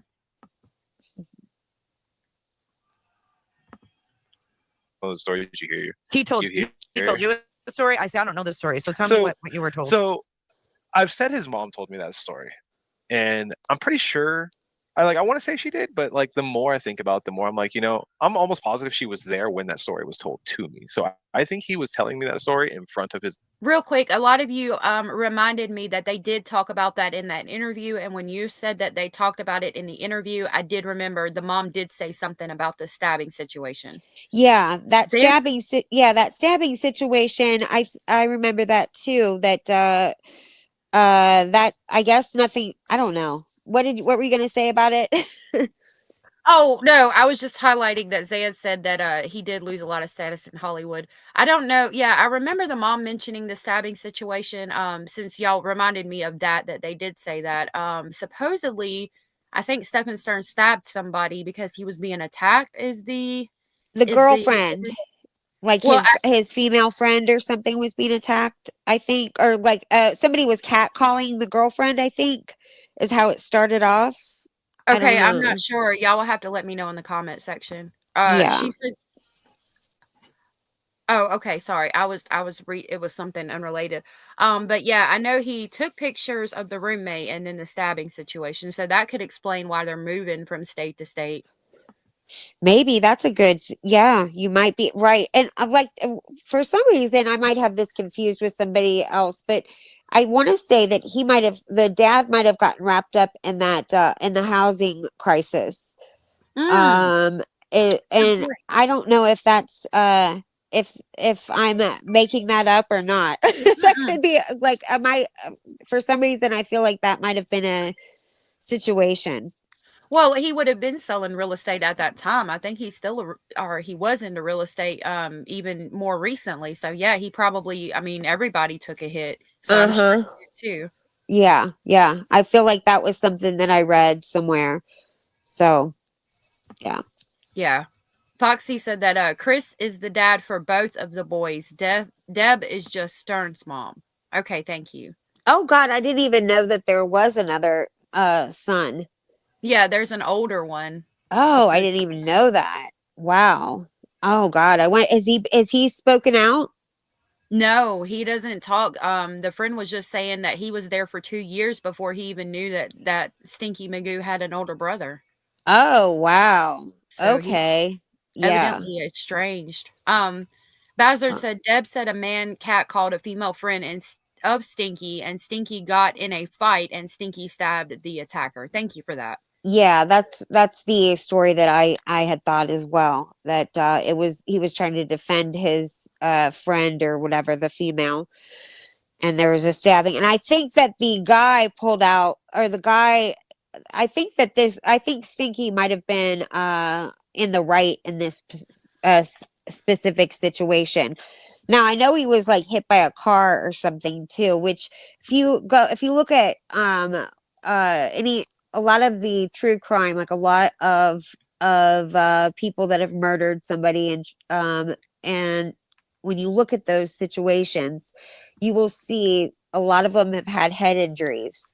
Uh-huh. That's a common thing. And if you also look at people that have brain injuries of some sort, like severe ones, you'll see that they have like a lot of times that their temper will Yeah. change and The that kind frontal of lobe. thing.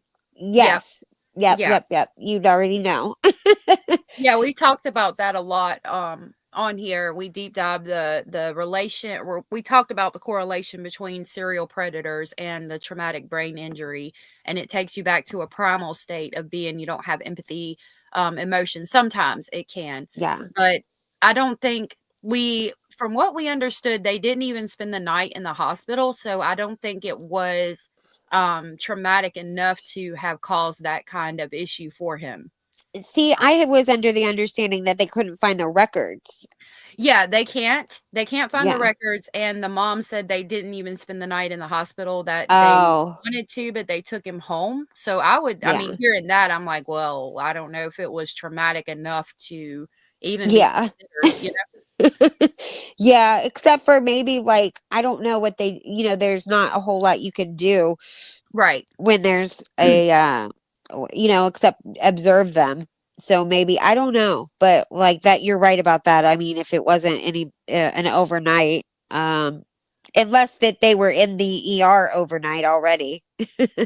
Yeah. So who knows? Yeah, and I'm a lot of people have issues with the fact that they can't find the records, and for that, I would, also like I did in that live stream we did that day, remind you that, during this time period, like for instance, my husband can't get his high school diploma. He graduated in 1997, and since then the school had flooded and burned down, so all the records were lost, and so as far as records for that, things like that can happen and they can lose access to all of that. So I would say that Yeah. probably something like that might have happened and they can't get the records. My dad, the same thing happened with him in the army. There was some like fire or something when he was younger. I mean, eventually he had enough stuff to prove it, but it just when at his funeral or whatever, they did give him a veterans funeral or whatever. But that's the same kind of thing that happened though. There was a fire and he didn't have the records. So yep. Back then, it was hard. And look at all the Katrina people. Good Lord. Yeah. Lori said the hospital said they couldn't find my records. Yeah. I think that's something like that. I mean, I think whatever the situation was did happen. However, yeah, I believe it. Yeah. I feel like the parents are credible people, in my opinion. I felt like they were, they came off credible, in my opinion. Did they spoil their son? Yeah, I mean, he obviously, I think he's an intelligent person, and so he just has failure to thrive. Failure to launch. Yeah. Yep. Absolutely. His mom, and I don't think she said anything to disagree, because I kind of remember the thought of just remembering, oh, it must be true.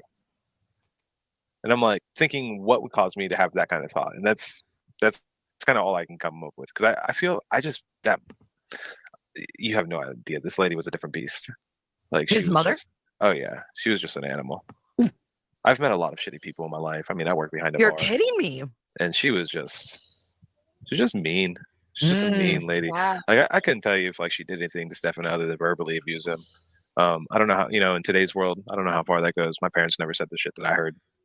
But I also never heard a kid say the stuff back to his parent. Like, I don't know. That never would have flew in my house. So he was mouthy. He was dicky to his mom. Oh yeah, he was dicky to everyone. If he didn't. What would his dad do if he was dicky to his mom? His dad was like never around, and he was never like, his dad was just never around. I mean, I rarely saw Chris. Really? Like, I mean, I saw Chris plenty of times over the years collectively, but when I couldn't even tell you a conversation I ever had with Chris. Wow. But I mean, I ate dinner with these people. I sat at the table with them, and I can't. Outside of me working for him at one point in time doing BPOs, and then Stephan getting really upset because I started his dad was giving me a whole bunch of BPOs that took me to places because I wasn't fucking up, and Stephan started losing money because of that, because he wasn't getting some of the BPOs for real estate to go take pictures. Oh, I'm sorry, y'all. My internet sometimes it does that. Oh, Barb said that. Barb says that. And whoops. So they had me stop doing it because Stephan. No, was you're getting good. so I'm upset. sorry. Hold on. That's okay. Right. I was just gonna say, Barb says that Chris wasn't isn't his biological father. I didn't know that either. Well, I've heard that, and in the interview in July, Chris Stearns references an inheritance, and he says that he got from his father. And so I questioned that at the time, but a lot of people said they meant grandfather. So I was like, okay, I don't know. I would love to know where you found that. Yeah, I thought the same. it. Yeah, I thought the same thing that you did. Mhm. That it was his grandfather. That's the way I took it. But I don't know. I assumed that was his father. Yeah, and for them to have the same last name, I assumed that it was his father as well. But I would have to I'd have to verify that. So far, with them having the last name, I would go with he accidentally misspoke and meant an inheritance from his grandfather. But if I could find somewhere that Chris Stearns is not his biological father, then I would definitely put it out here for you guys. That's all I know right now. So anyway, thank you. What a fucking baby. He was a super big baby. Like, that was a big thing about him, is he was such, like, he would put on this huge facade. That's like, everyone's like he's cracking the knuckles to release tension. Yeah, a little bit, because he always did it in tense situations. Mhm. But it was more of like, because like we'd get into a lot of fights in our high school days. We had like stupid crews where we lived and stuff, and these parties always ended up as a kind of stupid fight.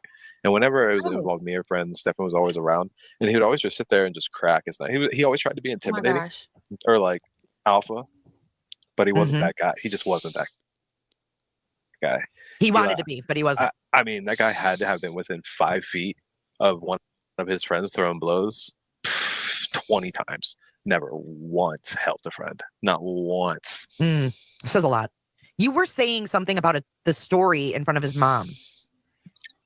Oh, He was telling he was telling you a story. No, yeah, and she was there. Yeah. So Barb, I think he has the same father, but I think it was just somebody misspeaking. That's thinking about it now, that's probably maybe more how it happened. All this is so old. What that was it's a the little story? foggy, but I was told they moved from California because he was young and had I assumed he was like 14, but after hearing from the Georgia kid, I had totally forgot that he lived in Georgia until that Georgia kid was talking. I was like, oh yeah, I forgot he lived in Georgia. I Totally haven't forgot heard the about all that. Georgia kid. Wow. Okay. But yeah, Is I that guess they moved- Ryan? Is Ryan the one from Georgia? Hey, Lana. Yeah, Ryan's Georgia. Frank was down south somewhere, North Okay. or whatever. Northport. Okay. And anyway, so he was like, so I guess he must have been younger, or the story was a lie, one or the other. I can't remember. But he said he did tell this story multiple times. I mean, I heard it from his own mouth for sure. At other times, I'm pretty sure he told other people. I think he probably told ex-girlfriends this too. I wouldn't be surprised. But So this, I don't know what he said. I was reading comments and I didn't catch everything he said. I don't know what has upset some of you, and I apologize for whatever upset you guys. I know this is the friend of his, but I'm not sure. Michelle said the fact they are still married still doesn't make it right that he started grooming her as a young teenager. Okay. Mm-hmm. Yeah. I don't know. he was a compulsive liar, but I guess Yeah. he had a girlfriend. They're walking down the street.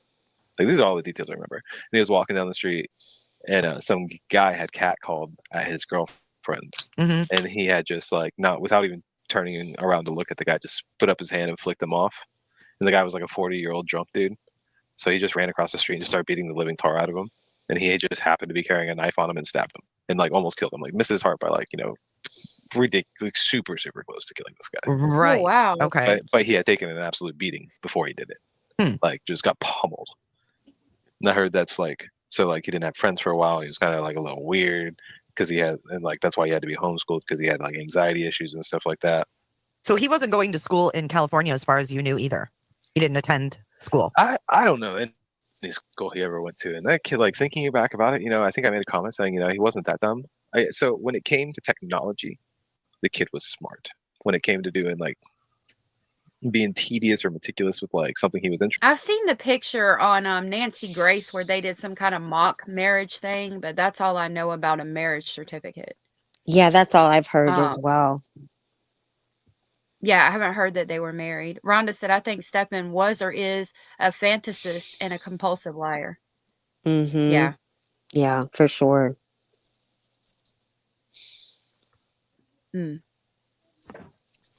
interested. He was smart. But as far as just common sense smart, he was an idiot.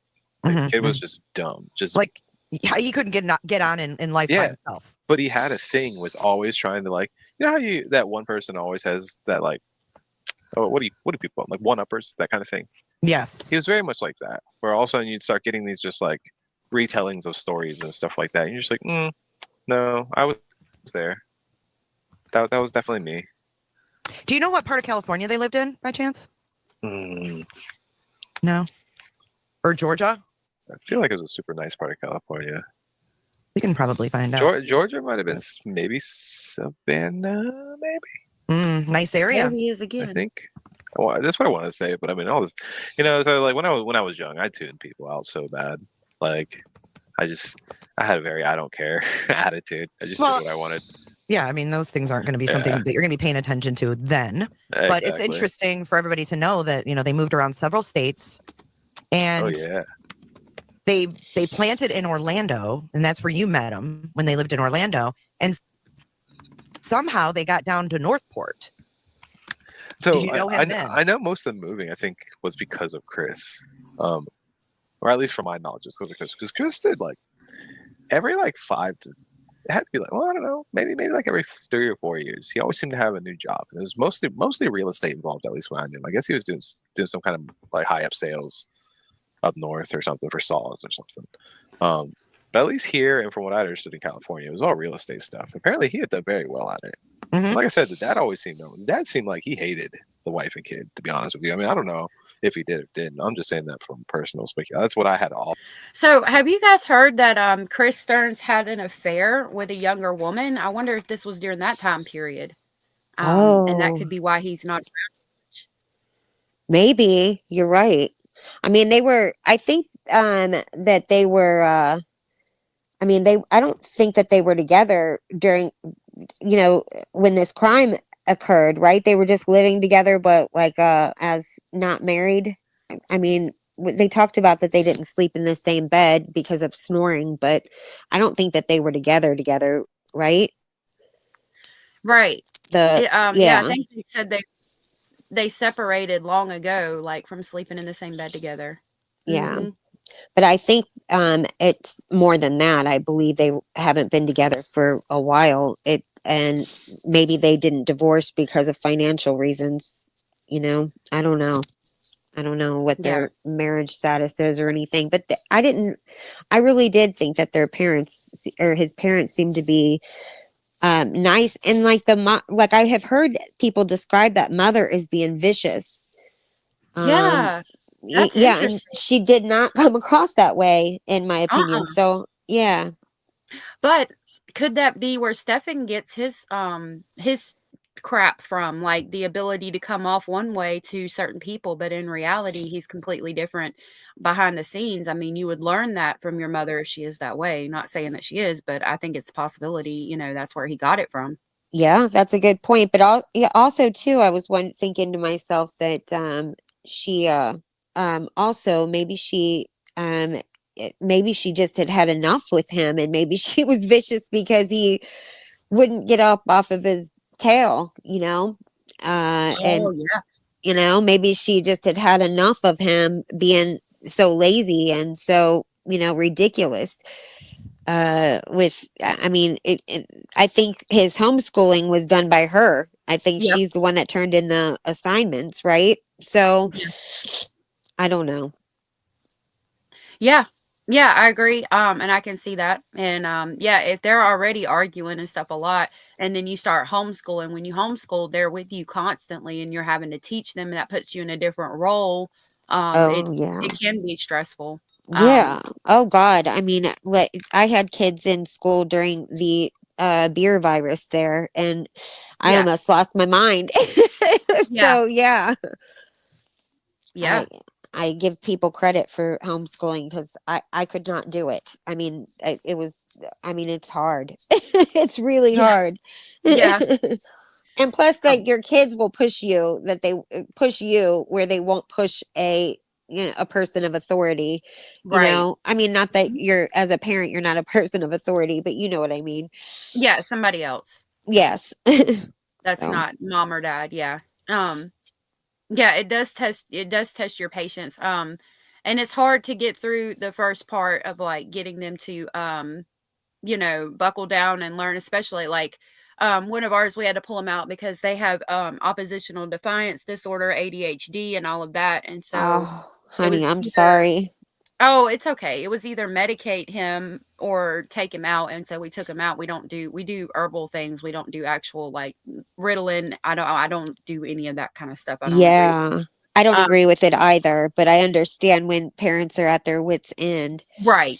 Yeah. I'm not Yeah.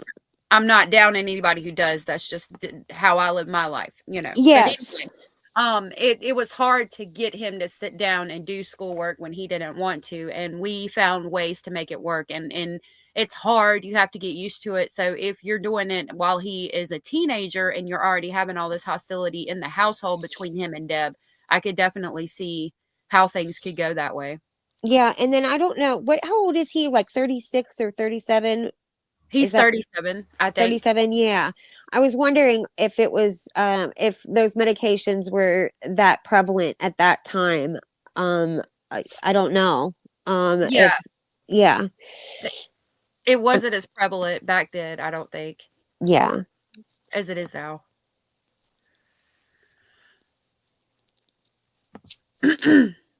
Always thought like there's always like I used to a lot of his friends we like who were close to him like have all said that we still all think that his dad used to just like he was Stay just away. weird. Yeah, like we used to have a running joke that he had a second family. You know, Mm. because it was just Mhm. like he was just man. Because even when he was home, he was distant, like super distant. So She he was just didn't mean. like do stuff with him or anything like that. Nah. Oh, wow. Like Mm-mm. maybe like birthdays, if they went out to dinner on occasion. Actually, I can't even tell you. I mean, the only time I ever saw him go out for anything was for Stephan, like on his birthday. Now that I think about it. So you're living with them. Chris is pretty much non-existent, right? Yeah, And he's always out mom there is in like real estate. took you in like a second son. Pretty much, yeah. I don't know. I think that's where like a commercial's supposed to be or something, but I have premium, so maybe that's where it cuts it off. Bad Girl said, "What's the difference between Ritalin and Adderall? I know it's ADHD meds, but is there a difference?" Those two are stimulants. They've found new medications that are not stimulants now, but I know those two are. I think they're basically the same. Yeah, I think so too. There's certainly ones out there like is it Concertal or I can't think of the names. There's a bunch of them that are non-stimulants though. And I guess like some of them are prescribed because somebody might have ADHD, and some of them are prescribed because they have ADD and not the H. Mm-hmm. So I have the ADD, but I took medication when I was in school and it helped me in school, but I never have taken it outside, like once I was finished with school, So it Yeah. helped me like when I took, when I was, yeah, it helped me a great deal and I took it even in college. But Yeah. yeah.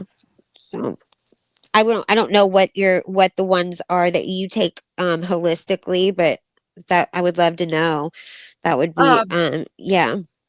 I mean, you don't I have to tell me here, but Well, I use doTERRA. They do essential oils and supplements, and there is a oil that's called I think it's vetiver, and it's to calm you down and for anxiety. And we also have adaptive, which is it's a capsule you take, but it's got calming essential oils, and that's what I take for my bipolar. I usually buy a couple bottles of those a month, and we take those, and it calms you down and makes you. And then the vetiver is more for like focusing.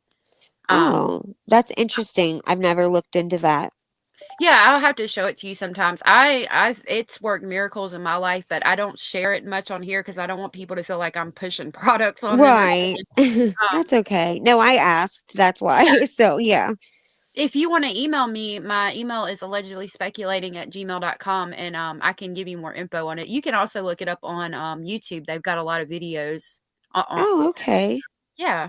All right. Well, thank you very much. I appreciate it. Hey, listen, honey, I'm going to get going. I didn't mean to like just come up and stay up here for the rest of my life. Oh, you're good. I didn't want to like bombard you or anything like that, but I certainly appreciate you having me up. And I'm going to look at your entire playlist. It sounds like you've really done some deep dives and stuff. So thank you very much. Yeah. Thank you for coming up, and I appreciate you. Okay. And I will certainly email you. Yeah. So, okay. And thank you. And thanks to your chat and everything. Everybody's been so nice. I appreciate it. Yeah. Thank you, and I hope you Uh, have a good day. All right. Bye-bye. Bye. Brooklyn Deb. I think that's what your name is. Brooklyn Deb said someone in Jen Soto's family and friends group has had to step up with incriminating info, which I believe someone has, mom, dad, or sister, in order for her to be charged. Stephan Stern's word alone would not get her charged. Just my opinion. Yeah. I mean, but the evidence that they have seems so, overwhelming in my opinion. I think that they would have enough to charge her, in my opinion. Ashwagandha is amazing. I actually need to get some because I get foggy brained a lot. Like I get brain fog so much, and it's not good for me when I'm trying to do lives. Yeah. Like, I mean, we lived in the same room for a long time. I just slept on the floor. Like, it's crazy. Like thinking back about it now. Right, right. I'm sure you think back now and you see, God, what a dickhead this guy was. But in the moment, I mean, you're young, and we've all had friends that. You're good, Crispy. I removed you because I knew you were trying to get down. I think that's happened a couple of times, but I'm glad you were able to get down. Hunter's Moon, I don't know what you got going on, but I'm really happy for you. Magnesium, I have magnesium that we put in the bathtub with clary sage and lavender oils for the kids. It calms them down, gets them ready for bed. So it sounds like Stephan was just straight up entitled. Sense of entitlement. He was super arrogant too. Like he got upset if she called him out on anything, because we used to call him out on a whole bunch of stuff. That's why it's always funny to me. Like, not funny, but like when I'm hearing what happened, I'm just this might be jumping to stuff later, but it's a speculation I personally have just from I can't imagine him physically having done like she passed away. Like how of that happening. He wasn't that guy. He couldn't throw a punch at someone. Like, this guy would cry if you hit him. Like, he was. Well, and I understand that. I know there's another. That's interesting. Real quick about the Adeline Ritalin conversation. Lisa is me. It said they started a bunch of rumors about Ritalin after it had been on the market for 50 years and the patent expired. So they changed the milligrams and came out with Adderall so they could get a new patent. That's interesting, and it seems legit because they do that a lot. Hey, Hazel Eyes. It's good to see you. Liddy said no sugar. That's easier said than done. Unfortunately, I couldn't give up my sugar. And Beanie Boomer, I don't know if I said hey to you, but I wanted to say hey to you. Vitamin D deficient. Really? I will look into that. Thank you for sharing that with me. I do have some vitamin D, actually. So I do need to start taking that again. Understanding, but this is where I'm also going to say he also had addiction to like sleep meds and like uppers, like a super big addiction to uppers, but he always had prescriptions for like sleep meds and stuff like that. So he's speedballing. Stephan likes to speedball. Who would have thought? In my opinion. I can't remember the names of them, but it's just something that he always had medications for these things. And I'm wondering more, at this point, I'm kind of wondering more or less if there was more of a dosage mishap going on here. Yeah. Right. I mean, intentional or not, it's irrelevant, but you say like, oh, he would never throw a punch, but that's with someone his own size, right? And I follow these cases a lot. And what I see, part is I watched him fight a dude who was like literally 4'11" and he got scared shitless. See, because it was a guy, right? True. These cowards, they take advantage of the ones that are weak and can't fight back. Yeah. You know? And that's why. So someone in there, I think they misunderstood me. But yeah, definitely not because he was on Adderall. That's definitely not what I'm saying. He's a sicko. I mean, that's pretty much the answer to that. Right. Well, I think it's important to say he was on Adderall because there are photos of him where he looks pretty sickly. The picture in your room, he looks really pale there. He was always super skinny and super pale because he never left his room. Like another guy had talked about how he was always shocked because Stephan would wake up at like 4 PM. He's not kidding. That kid would literally not wake up till like 5, 6, 7 in the afternoon, like daily. But he has insomnia? Can somebody explain that to me? Like, again, and that goes back to the doctor shopping thing. Like, did two people who like medication a lot meet each other and start taking medications that they knew what medications they wanted, so they went around and got the medications they were looking for from doctors? Because again, just like with Madeline, prescribing the Adderall and then prescribing the Lord, I can't even think of the name right now. I used to take it and I can't think of it. But the antihistamine that's for anxiety is curious. Thank you so much, Mr. Speculating, for the fresh coffee. That was very sweet of you. Thank you so much, babe. I lost my train of thought. Okay. So for somebody to be prescribed an upper like Adderall and then also be prescribed something to help sleep, that's weird to me personally, and maybe it's because I am more into the natural remedies. I mean, maybe it is normal for things like that to happen, but it's interesting to me that Stephan was doing that, Madeline was doing that, or they were making Madeline do that. I don't think it was her choice. And I don't know what medications Jen is on, but I wonder if she was doing that too. And then I also think about how, Madeline stopped taking the medication on Valentine's Day, and the refills were supposed to be done in December, and it was February, and they were still had the same bottles. So I find all that really interesting. Lori said insomnia, you can't sleep at night, but he might have not been taking it or taking it at wrong times. Yeah. Yeah. I'm with you on all of that. That's interesting to me. Mhm. Oh, and I was going to say, you can see he does look really pale. His arms are thin. He does look kind of sickly. But I mean, again, to be fair, a lot of young teenage boys are very thin, have high metabolisms and things like that. And he probably didn't go out much to the sun. He Mm. didn't sleep. Did he have girlfriends? Yeah, actually. Now, awkward. Yeah. I'm trying. All right, so Vista there Real. was a teacher at one Is that point. it? She was a little Is it Vista Real? Is that it? I think it's Vista Real. old. I think just slightly older, maybe our age, but slightly older, maybe like a year or two older, maybe. There was the Asian girl one is tripping me up still, thinking like ever since she messaged me earlier in the week or last week, it's still been tripping me up.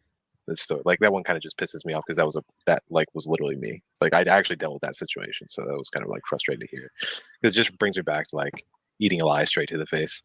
Just kind of pisses you off.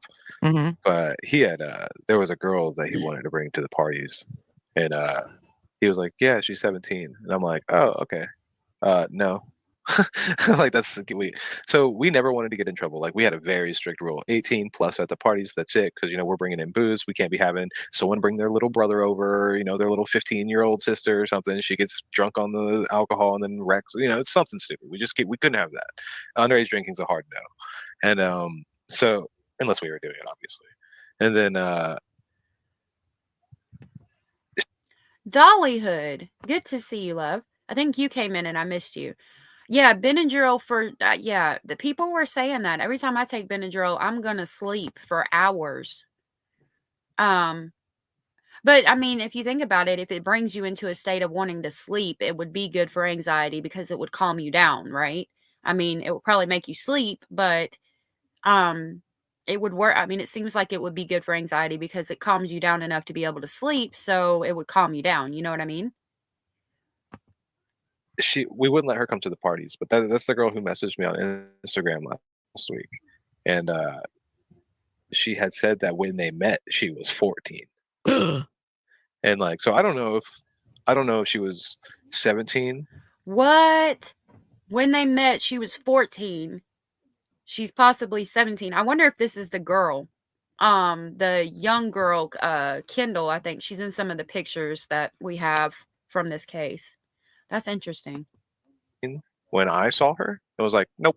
Yes, it does. Or if she was 14 when they met. Like, and then like I met her when she was 17. Like, I don't know if that went on for years like that. Like, I don't know. How did he meet her? Do you know? I to be honest with you, I thought it was through a dating app. That's someone else asked me that same question, and then my first instinct was to say like some kind of dating app, because I don't think she lived around here. I feel like she lived kind of far, and I mean, he didn't go to school, so he didn't know anyone around here. So he never went to high Except like school our small circle. No, and took like his GED, and you helped him. yeah, and that was years later too. I think he might have been like 21 when I did that. Okay, so you lived with them for how long? How long did that go on for? Years. I mean, like years. I lived with him at Kings Point. I lived with him at 2 different places in Summerport. So you were working for Chris? And I lived with him, and me and him had a place in Merrick Island at the end. So yeah, it's like 4 different places I've lived with this guy. Oh my God. Wow. Okay. Now mind you, being a gamer, like I put on my headset, I zone out on my game. That's pretty much no. And don't worry, but no one's thinking you're of the same cut from the same cloth as this guy just because you hung out with him when you're in your 20s. Okay. I just want to say that. No way. Sometimes just reading the chat is so interesting. Why did I help him? What are you talking about? Ignore those comments. Like, what are you Case, talking ignore about? those comments. Ignore those. Okay, No, so no, you're good. I'm a gamer. we're gonna Like pin nothing some they say is gonna be as questions. bad as what I've heard. You know what? I'm just gonna say right here, just because you hung out with someone in your I hung out with people in my 20s. One of my best friends that was a guy actually went to jail. So does that make me some kind of bad person? No. Well, exactly. And I have like just coming. I was a douche. Like I was that like. So I You grew up, Matt, dude. He did it. exactly. I mean, we all do dumb things when we're young. I've been to jail a couple of times, and it doesn't make me a bad person. I grew out of that lifestyle, thank God. Crispy Treat said, I don't know. They even did GDs online back then. I thought you had to show up. Yeah, you I think when they do the final test you have to show up, but you can do all of that stuff online now. Rhonda, thank you for being here, says there's always a girl or woman who thinks they can fix a guy. Yep. The fact that Stephan also like young girls are easier to impress and fool. The more I know about Stephan, ooh, right. Exactly. I used to hear they would say that, get you a young girl so you can train her up, train her to be the woman you want her to be. And it's just a sick thing, in my opinion. He always liked younger girls, Beanie. And I think that's what we're learning from this. Thank you again to J for Justice podcast for letting us use this. She is pinned at the top of the chat box and in the description box. Please give her a like and subscribe. Thank you so much. Exactly. That's what I was going to say. I threw massive parties. I was big at dabbling into drugs and parties and just. Chrissy, I will grab the link to this specific video and I will pin the link to this video in the chat box, and then you can go over there and find this video and like and subscribe to her channel that way. Yes. I will work on that for you right now. Serial dating, that kind of thing, for sure. And I don't know. One day when I was around, I say I was 24. I might have been 25 or 26. It's just kind of a switch flipped in my brain, where I cut everyone off and left. So I didn't talk to anyone for years and years and years. Moved back to Orlando, talked to my family, a few very specific friends I wanted to talk to who had changed their life around. And that's just kind of where I've been ever since. And ever since I dropped him out of my life, it's been smooth sailing, awkwardly enough. It's just been going up and up and up. But were you living with him and then just suddenly moved out? Like, how did that whole thing end? So we had a disagreement. And the more I'm thinking about it, the more I'm wondering, because so we were renting a place through his dad. Mm-hmm. And there was issues with the house. Like we had a leak in the roof. The AC had stopped working and the garage was broken. Like, and my Camaro was in the garage, and like we couldn't even manually lift the garage. So my car was pinned in the garage, and I was getting really pissed off. But he was like, "Oh, it's okay. You can use my car." So I used to drive his car to and from work. And then finally, like 2 months into it, I was like, "I'm not paying rent." I'm like, "Dude, like there's too many problems in here. You got to fix." I was like, and then his dad started getting on his case about me paying the rent, and I was kind of pretty stand firm on that. And then he started getting angry about it, and he threw a temper tantrum. And this was like, I knew this guy for a long time, and I'd seen him scream and yell at his mom, like them go back and forth with their God, it's so crazy to hear someone scream like that. Like just thinking back to it, like how loud and just the word Toxic, they would use was just so. What would they say to each other? Like, it was just mean. Like it's hard to even repeat because I don't even remember exact word usage because I don't talk like that. It was just mean. It was like, "Fuck you, you piece of shit. I fucking hate you. I hope you fucking die, you piece of shit." Just like awful. Yeah, it was just like crazy, and it was just unhinged. Mm-hmm. Where were we? What was I? I'm sorry. You were saying. Okay, I just switched out the pinned messages. That should actually, I'll check it. Yeah, that takes you directly to this video from J for Justice. If you want to watch it without my commentary, please feel free to do so. The link to the video is pinned in the top of the chat box. I will put it in the description box as well. Also, while you're over there, please give her a like and subscribe. Thank you so very much. Basil is in the kitchen now. He's in there eating some cilantro and parsley, probably. He wasn't here, but he got up and wanted to go out later, or a few minutes ago. Hold on a minute. What do we got here? Oh, I got 3 comments real quick I'm going to read. Michelle says, for him to be dating a 14 or 15-year-old girl when he was 19 or 20 is illegal and statutory abuse. His parents knew he was a pervert. I mean, I think that's bad. I would have an issue with it. I would talk to my child and be like, look, I don't know what you got going on here, but this has got to stop. And I would do everything I could to make it stop. I don't know that you would necessarily think when the child grew up that they would be doing what he did. You know, it's a hard place to be in, you know what I mean? Because when they're teenagers, they date younger people, but I don't think I would necessarily think that they would grow up and do what he did. Now, it is an early sign, but you don't want to think that of your child, you know?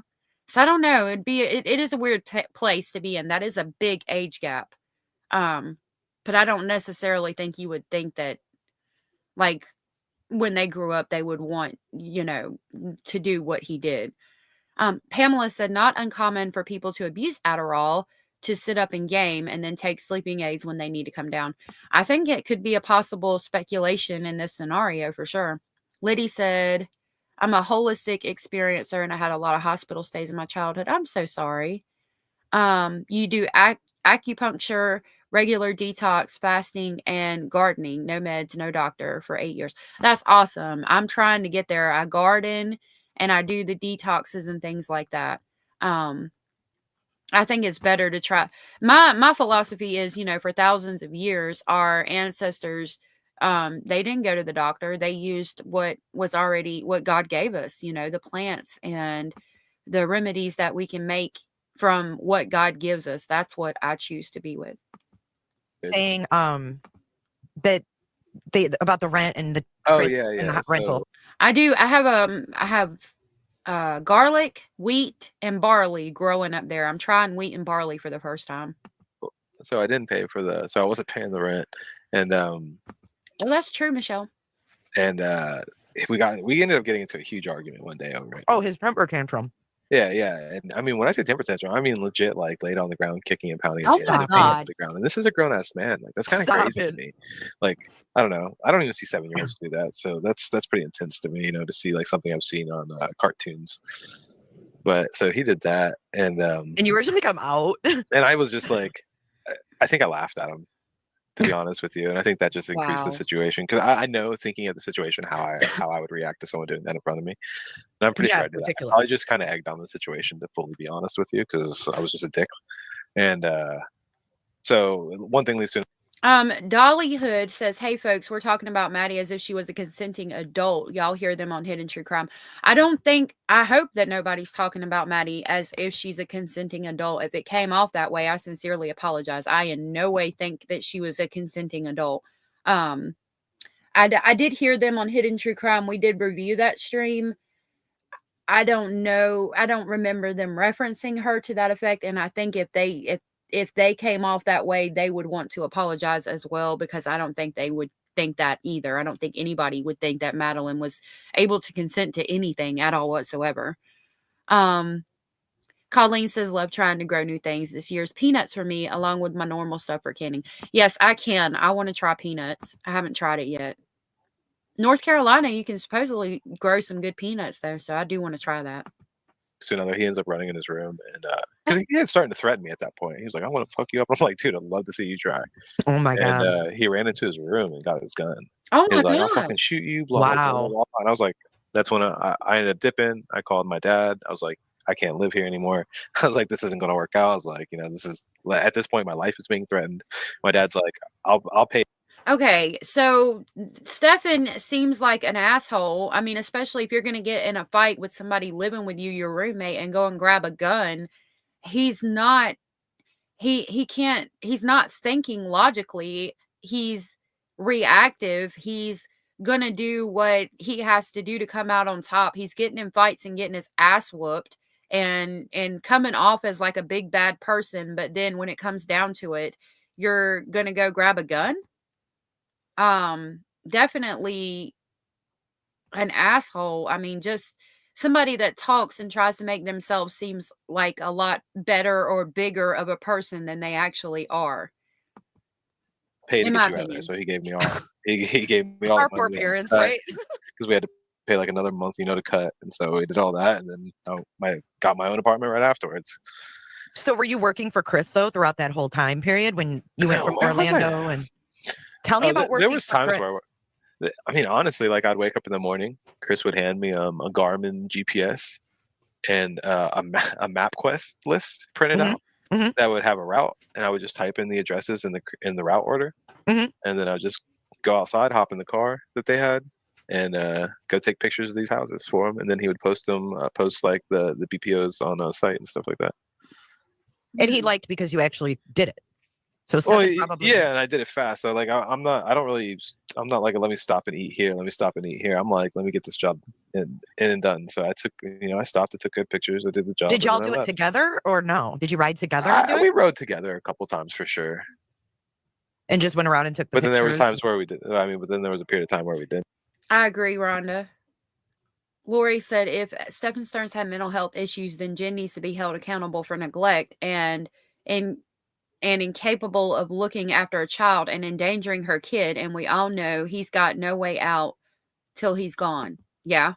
I mean, I would hope that there would be at least neglect charges for her, but it doesn't seem that that's gonna happen.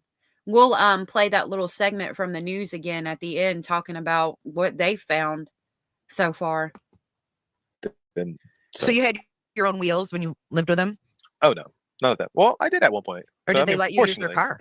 Yeah, I drove their cars all the They let time. you use their cars too? Yeah, I drove their. They had a Denali. Wow, what the? They had a big white Denali, a Volvo 240 SX.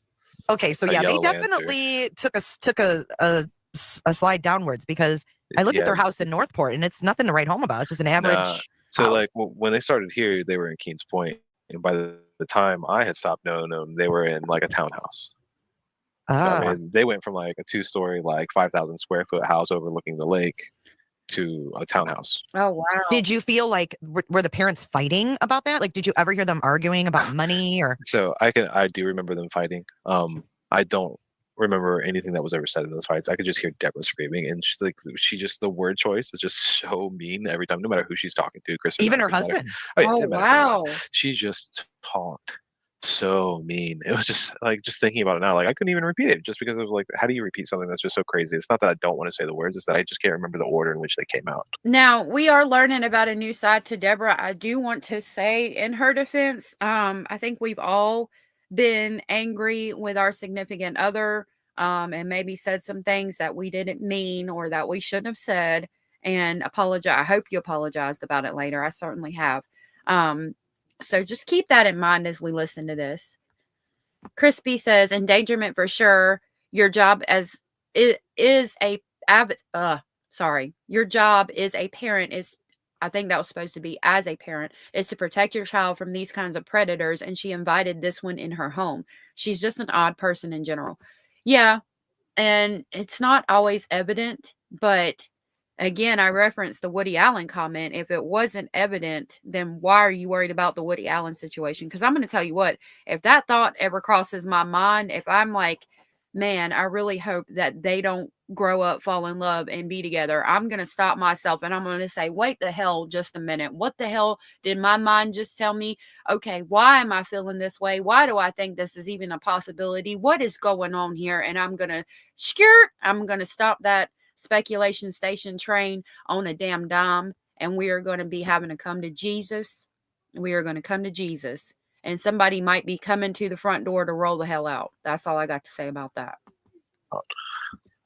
So did Chris fire back at her, or would he? Nah, be that dude standoffish? was like the most chill dude. Like I was always shocked. I was like, I don't know how he deals with all this. It was like, he just kept it all inside and just went on about his way. Yeah, because Stephan would talk shit and like, because like, so when he was working for his dad, it was great. I don't know. My dad's super strict. So my dad was a very black and white military man. So there was no room for like error. It's either you did the job right or you did it wrong. There's no in between. So Stephan just kind of like, when he was working. Real quick, a lot of you are agreeing with Michelle right now. Michelle says Jen went out of her way to try to make Maddie appear to be a dumbbell. In fact, she goes out of her way to make herself look like a dumbbell. But neither is true. It's all an act, all lies, in my opinion. I can agree with that. I think it is. He was working for his dad would be like, hey, there's 13 houses you got to go take pictures of. We got paid like $40-$50 a house, man. It was pretty good money. It's not bad money at all. And we'd be like, all right, cool. And, I'd go hit all my houses.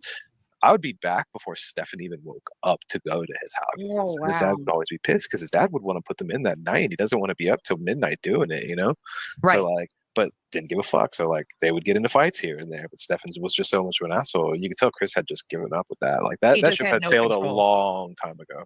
Yeah. Like so it was he had either no that. control. Like I mean, as far as I'm concerned, thinking back, I was like he had like pretty much one option, and that was just to slap the living crap out of that kid, knock some sense into him. But I think like there just wasn't any to be had.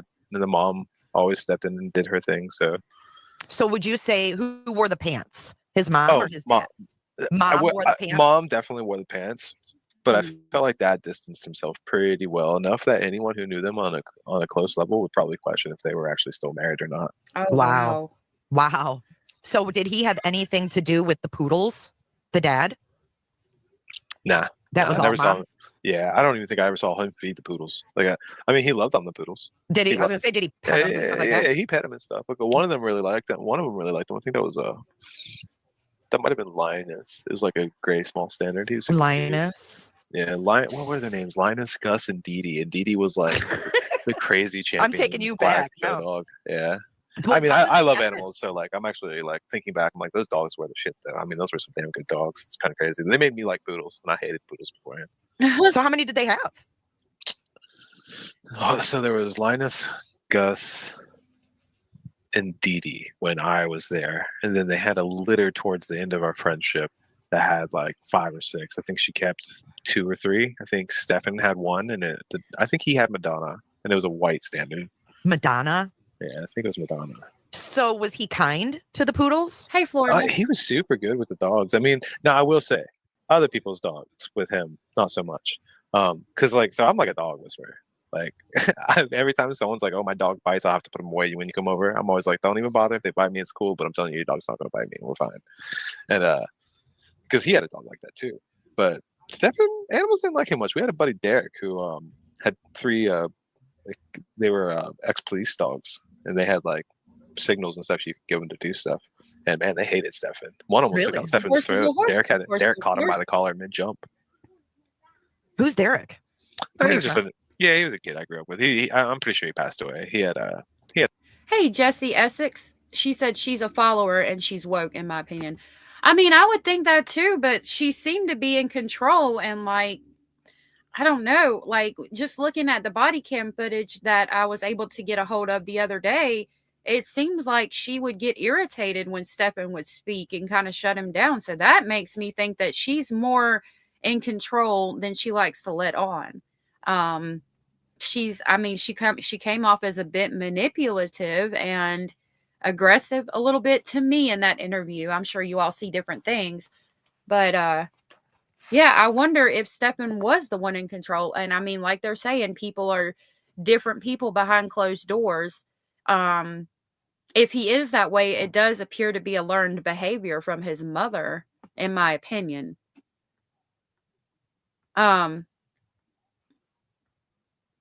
Okay. he had a drug addiction. Mm. Like we all did drugs back then, but he was one of the kids who never broke away, and he spiraled really, really bad. And he went into a coma and stuff. Oh, I'm sorry about Right, that. Vicky? Yeah. And that's rough. And this is So, probably yeah. brings back a lot of bad memories, right? Of shit you wish Oh, never yeah, you know. happened. I will tell you from personal experience, the kids who did a lot of partying in that time are going to have a lot of bad stories later in life because there's going to be a good portion of their friends who just don't make it from stupid choices. Yeah. Well, I'm glad that you went down a different path. But Yeah. when did that? Lucky to have When good did? parents. Absolutely, that's a huge part of. Lori says she kicked Stephan Stearns out before. She's not the dumbass she makes herself out to be, and I agree. And your mom and dad would love to hear you say that too, I'm sure. But when did the drug use start, or was it ongoing? Like when you met him, was that kind of a mutual thing that you guys he had already started like doing some hard drugs before I knew him. like meth? He did do meth. I know that. He did do meth. It wasn't a regular thing for him, but But he tried it. There is times where he would just somehow have it. I don't even know who you talk to. Like, and don't get me wrong, back then I knew where to get stuff. I just didn't know where to get something like that. Like that's like some Kentucky stuff, That's crazy to me. It wasn't. Yeah, it wasn't. It It's wasn't not as exactly widespread like it is your now. homeboy in class, in the other classroom. It's not exactly like that. So Well, when you have money, And then I know he always had a crazy prescription for Adderall. Like he was he would snort Adderalls. He would chew them raw. Like he would chew and like, Oh my God. That's bad. That's bad. I mean, that's like horrible. heroin, right? I mean, well, basically. I always had a big issue with uppers. I still have a big issue with uppers. We always thought that I had pretty strong ADD, ADHD, But my dad had really, really, really pushed me hard into martial arts and sports and playing instruments and just super active to the point that I didn't really have too much of a childhood that wasn't involved inside of a dojo, on a field, or playing an instrument. Pretty much till I was like 16. And I went to just turned into an absolute rebel. Sorry, I'm just losing track. I'm having so many thoughts flood my head right now while talking about all this. No, just go ahead. The adult stuff, but yeah. And so I had actually been prescribed Ritalin growing up, and then we maxed out my dosage on Ritalin, and they were like, we'll bump him up to Adderall, because Adderall had just kind of came out. I think it was pretty brand new at that point in time. I mean, it wasn't something, and I mean, because I was young, so this was before I knew him, well before. They were just starting to prescribe it. So this had to be like late 90s or mid 90s, early 2000s, there, you know? Yeah, somewhere around there. And what year were you born? 86? Yeah, 86. Yeah, 86. Yeah. I think somewhere around the Batman movie. Go ahead. So you were on those as a kid. So yeah, and then graduated. When I got to high school, and they wanted to up my dosage to Adderall, my mom actually asked me. She was like, "Hey, look, this is a choice you can make." She's like, "Do you think you need to be on this?" And I was like, "No, I hate these." I was like, "I don't like them." It was always super embarrassing to go to the nurse, leave class 5 minutes early to go to the nurse's office to go take your pills, kind of thing, So so I hated them. So, but it always messed with my head. I didn't like those drugs, because like whatever I was doing, when that stuff kicked in, that's what I was doing. Like, there was no in between. Like, schoolwork didn't matter. Like, better hope I had already started my schoolwork when those kicked in. And so I've always kind of hated uppers like that, even though I had a small stint of time with, Christina and stuff like that. But yeah, we don't know if she was making money. There's no proof. Evidently, the police, going back to the interview from that we just played from the news at the beginning of the stream, evidently she's not involved. After we get done with this, we're going to take a quick look at the body cam footage. Something was pointed out about people being in the room with Stephan and Jen when the police first arrived. So we're going to take a look at that. I appreciate the person who sent me that email just now. And we'll look at that as soon as we're done with this. But that's just not my thing. And he, on the other hand, he always loved that stuff. Like, that was his jam. I remember him cooking. I saw him cook cocaine with a spoon one time. Wow. I don't know if that's the same as crack. I don't really know the details of how that works. Wow. So you guys were doing lots of drugs. And I'm like, that's crazy to me. So God knows it was mostly weed and liquor from our end, but the parties typically had 50 to like 200 people. So I mean, there was other things that came in and out of the circle at certain times. So yeah, for sure. Did you see him like get into harder drugs as your friendship continued? I never saw anything with needles or anything like that. We had like a small portion of our friends who had spiraled down to like heroin and stuff like that, but I've never seen him do any of that. So I don't think so. I don't think he got to anything like that. I think he just leaned him more on. I think as time progressed, it became more about just having prescriptions for things he liked, like Xanax, Adderall, things like that. And then sleeping meds, because he liked to count. He loved. So he's speedballing. Again, he likes the Xanax and the Adderall. I mean, that's speedballing in my opinion. Vicky said Jen Soto had a lot of high-end stuff, automatic cat feeder and the automatic litter box and other things I saw you wouldn't think someone living on disability would have, plus the new car. And that's a good point. Jesse, the friend, said he was fake reading in that picture. Dolly said Natalie, Jen's roommate, seemed very clued in. Her interview was fascinating. Thoughts on Natalie? She did seem very clued in. I remember the roommates, the one that stands out to me the most is the roommate who was pictured under the door, and how broken-hearted she was to find out Stephan had recorded her under the door. I think the roommates were very clued in, but I think they were in a hard position because, she said something to Jen about what she saw. Jen just said, thank you. And at that point, what do you do? I mean, do you continue pushing the subject so you fight with the people you have to pay rent to and live with? Or do you just kind of let it go? Because, I mean, again, it's not like she saw him abusing her. I'm sure if she saw something like that, she would have said something. She just saw something she deemed as inappropriate, and maybe she said, well, maybe she doesn't see that it's inappropriate that they're both sitting in there and playing video games, so maybe I should just stay out of it. Hey, Edith and Mayflowers. I'm sorry, I just had you highlighted. The Sunflower Lady, thank you for coming in. And hey, Edith. loved Adderall so much, but he liked to counteract the Adderall with sleeping meds. So Well, when you take that much Adderall, you can't sleep. he never did heroin. Did he? So would he take Adderall and like game I'm all night? I am so sorry, but are we talking about cooking Adderall on a spoon?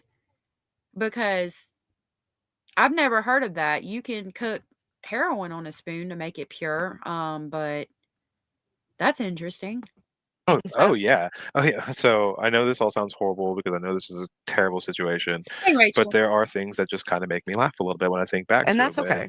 And we're gamers. We played a lot of games, and we're all still kind of shocked that all this happened. But he took a lot of Adderall, and he was always really terrible. Like he was a frustrating person to play video games with, and that's kind of like most gamers would understand. Like you. He said cocaine. He was cooking cocaine on a spoon. I mean, I would think that he was making crack, but why would you make crack? I don't know. That's weird. Somebody said it's PCP. I don't know nothing about that. I don't know nothing about a lot of those things. I've just seen people do it. I've never seen anybody do PCP, so I don't know nothing about that. Oh. Hold on. You might have that one friend who you're hesitant to invite to your group, but no one else is on. That's him. And he wasn't good at anything. Like, I mean, it's hard to be on Adderall and not be good at like an MMORPG type of game. You know, it's not exactly Counter-Strike or something. It doesn't take a lot of reaction speed. He was just dumb. He made bad choices. So he even sucked on Adderall. Like he couldn't focus even on Adderall. So it doesn't even sound like maybe he didn't need the Adderall, but he was such a problem. Mom probably took him to the doctor and said, you know, he does this, that, and the other. He didn't have, because I'm telling you, like, so my brain races. So, you know, I'm one of those people who sleeps 4 to 5 hours. That's my norm. Like, so that's how I function. More than that, I get tired.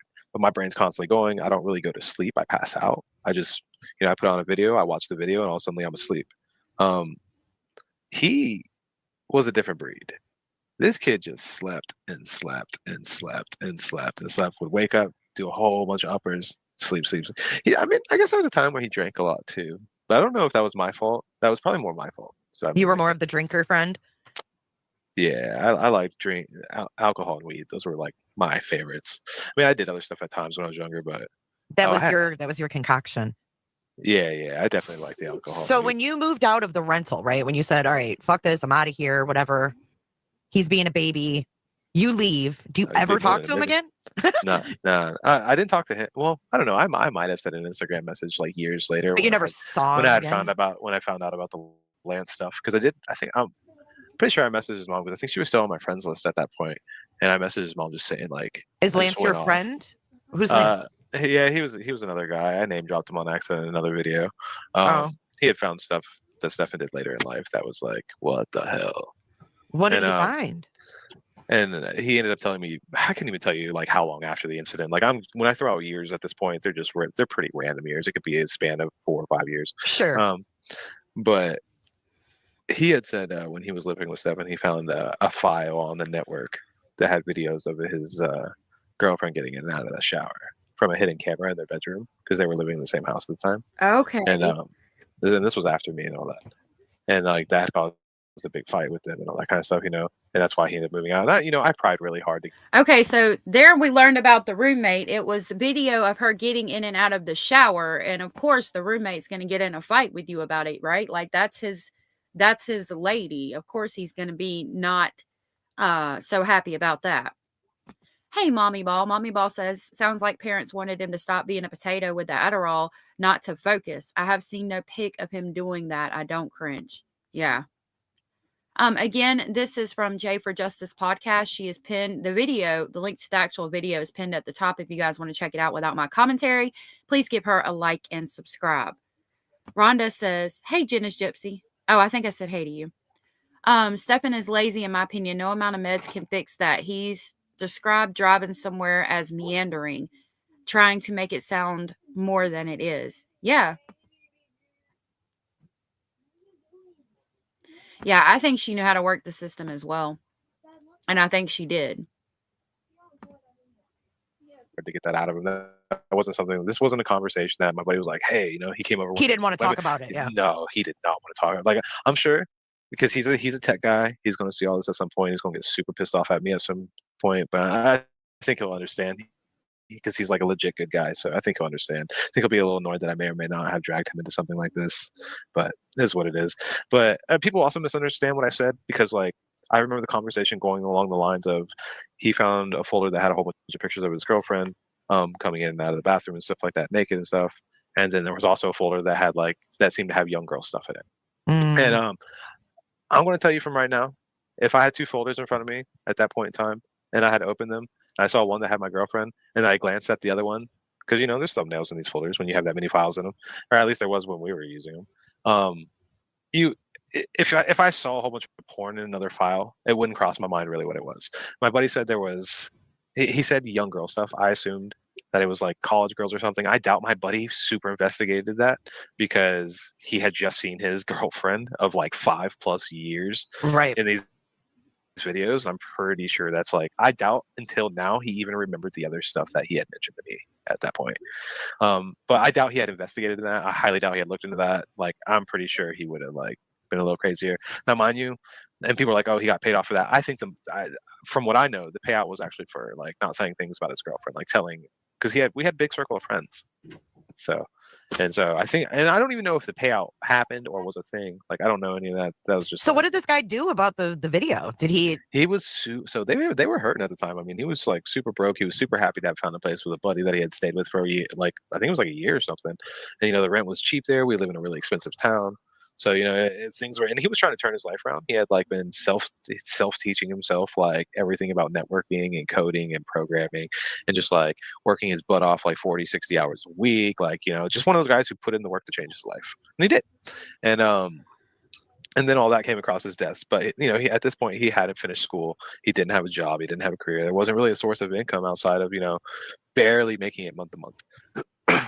So I just know when he moved out, he did get an apartment. Now his girlfriend did work, so she could have bought that apartment. I know I insinuated that maybe he took the payout. I just remember there being a conversation about a payout.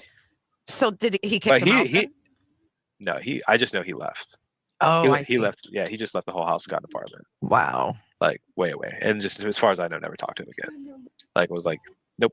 We never even talked about the situation again. I see him. I mean, I probably see him like once every few years, to be honest with you. So I mean, this isn't like someone I see on a weekend. So you don't think he ever had any more contact with Stephan after that? I would be positive he didn't. Yeah. God, I'll be honest with you. I'm surprised he didn't end up in jail when he saw that stuff. Right. God, how sick. We have a question from Scott H. He said, did he consider girlfriends, etc., as like a possession rather than a partner? Someone had asked, I think maybe someone had asked me something about obsession at some point in time. Oh, yeah. And I would definitely say, yeah, he was pretty yeah. I had never really thought about that before, but yeah, I would say a lot of times. But he was also very nice to a lot of his girlfriends. I can't lie. I mean, at least in would he be jealous? Because I think women are pretty animals. You should be treated right. So I'm kind of like, he would never kind of like trash a woman in front of me, kind of thing. So. But okay, so when he would bring a girl around to the parties or whatever, would he be like, "Hey, don't be looking at my chick," or would he get jealous if she? Oh yeah, he definitely got. Yeah, there was definitely a sense of jealousy where if she had walked off and was like talking at a party or something like that, he would definitely like pop up, hand arm around her, pulling her in, that kind of thing, inserting himself into the conversation. I would see. Yeah, I would be really upset about that too. That would make me want to fight somebody as well. Seeing her out of the shower. I apologize. I had to check my email real quick. Dollywood said, this is one of those my lady bros. Yeah, it appears that way. I've been listening. Oh, I'm sorry. I don't think anybody, I want to ask politely that we not use the word woke. And I do appreciate that, because it can be a term of contention. And I appreciate us not doing that. I just don't even want to, because some people do take offense to it, even though you might not have meant it in an offensive way. And I appreciate that. I like the Hulk, but I'm Amazon Smash. I'm Amazon, not the Hulk. I like that. You're good at conversation, but not knowing how to continue the conversation. The sad thing is, Chase, I feel like I know people like him as well. Like you describe, and it's scary because 100%. Did because anyone who's had a circle of friends who's like just a little more than like 2 or 3 people, then you would probably understand like that there's always that one person who's like they're in the circle, but that's because they're friends with someone else in the circle. Like no one other than that, there's no real interaction between that person and any of those other people outside of his one friend. And I'm not saying that makes everyone like him, obviously, but I'm saying that that's who he was. He was that guy in the circle of friends. Like he was by proxy, he was popular because he was with me and my friends, and I knew all the popular kids. So I wasn't necessarily the popular kid, but I mean, I knew all of them. I was good with the ladies, like so, and he wasn't bad. I mean, he was all right. He wasn't a great wingman. I typically left him in the dust. He went Yeah. his way, I went my way. But I mean, like I said, these parties had like 50 to 200 people most of the time. So I mean, I had so much other interaction during those parties that I rarely saw what he did. He puked a lot, but. Do you know why he would have been a ward of? So again, that goes back to just the fact that he puked a lot goes back to me thinking about him as trying to like kind of show off. The guy that like is at the party and drinking and just doing all these shots and just getting really drunk and trying to show off, and they end up throwing up all over themselves by the end of the night.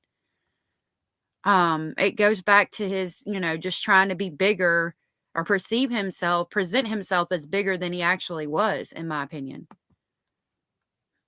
Of the court at age 12 in Sarasota County. Where's Sarasota's Golf side, right? Yeah, that's where Northport North Golf. Northport is in Sarasota County. So yeah, that's where Northport is. I knew it was down south. I didn't know it is. Sarasota was. Yeah, it's south of Sarasota. So in the Sarasota County court records, there's a juvenile record for him for age 12. And there's like Geico. It's like maybe a car accident happened. He got ran over by a truck. Someone He else did? That. Someone else had said that, and that actually, that same guy had actually messaged me. So these, at least one of the other guys has messaged me on Facebook. We had a long, like hour-long conversation about Stephan, and he asked me if I remembered Stephan getting run over, and I was like, you know what, I didn't remember that. But the more I had listened to his story, the more he was talking about, the more it started jogging my memory. I didn't know all the details, but I didn't know he got hit by a car at one point in time. And it messed up his back, or at least that's what they told me. I don't know how much all that's true, because there was a lot of times he would bitch and complain and not come to work over his back and stuff. Because I ran a firehouse at one point in time, and I hired him, and I had to fire my own friend who I lived with, which was incredibly difficult for me. I'm sorry. You've got my brain just as I'm listening to you. I've got so many questions. Keep going. I'm sorry. No, you're good. I'm like, where was all that? I know. Northport and all that. Northport. Yeah. So the ward of the court thing. So maybe it was. So I think because from what no, you said that was in Sarasota though. It was Sarasota County. So I don't know if the accident happened maybe in Sarasota County. JPL, thank you so much for the support. I really appreciate that. That was so sweet of you. JPL said, allegedly, you are making a difference. Thank you for continuing to focus on Maddie, and we pray for her justice. I pray for her justice too. And thank you guys for hanging out with me while we continue to talk about her and talk about the things that went on in this case. I really appreciate it. And thank you so much for the support. That was so sweet of you. Thank you. Thank you so much. And that's why it happened in Georgia for sure, because the other guy tells the story about what happened. Oh. And this is Ryan. And right? he was, I think, and he was scared of I think he said he was scared of lifted trucks, which actually makes sense, because there was a point in time where a buddy of mine was going to go. His dad had like oil fields up north, and he was going to go help his dad on the oil field. So he let me borrow his truck for like 4 or 5 months, and it was a big old lifted like a huge Dodge. It was massive, like 28s or something. Like this crazy truck, just absolutely bonkers. LED TVs, all that kind of stuff. And Stephan refused. So Florida girl said, I wonder if this is the same friend that had the info about Stephan Stearns peeping through the window of a woman neighbor and the parents hushed it up. I haven't heard that, but I definitely believe you. This friend has been interviewed by several people on other channels, from what I understood. That was one of the reasons why I wanted to go through it today, because I do know that this person has come out as being a friend of his on several different channels. So, I wanted to share what I had permission to use today with you guys. And again, Jay for Justice, the link to this video is pinned at the top of the chat box. Please check it out. Give her a like and subscribe. And thank you. Hey, Lana. Refused to ever get near that truck, ride with me anywhere in that truck. He would take his own car, didn't give up nothing. Like he would not get, and it had never occurred to me until he was telling that story and how Stephan and them hated lifted trucks and stuff. I was like, that's why. That's crazy. Gotcha. So that makes sense then because of the Geico thing and it was all financials. But that wasn't the set. But I do, yeah. But I was gonna say, but yeah. Oh, I don't know, yeah. Because I think it settled years later. I think Yeah, the that's what I'm accident happened when he was like 7. Because he got hit in a parking lot, I think. Yeah, Well, I think it said the incident happened when he was like 7, and then he didn't get the settlement until he was 12.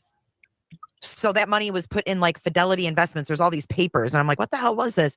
But that must be what it was. So I wonder if that car accident gave him any kind of like, if he had a concussion or anything, you know? So all right. So with all this happening, that stabbing story, I'm wondering if I'm just forgetting certain pieces of connecting that to the car thing and being like maybe the stabbing. Rhonda said that Stephan seems to have a lot of weird issues around, quote, intimacy, peeping Tom, secret video recordings, lack of boundaries, etc. And it does appear that way. It definitely does. Eek said, remember to hit the thumbs up. Please do that, and I appreciate it. Was it like a fabricated story by him to cover why his back was so jacked? Like why he always had a stupid excuse for why, like, I can't jump on the wakeboard or something like that, Because he always did. He like I'm thinking about it, and like stories. Exactly, and he just kind of like he ran with that story. He told it to me, and then the story just got repeated, over and over to girlfriends and other people. And then after a while, the story becomes true. I'm starting to wonder if that's more the case now.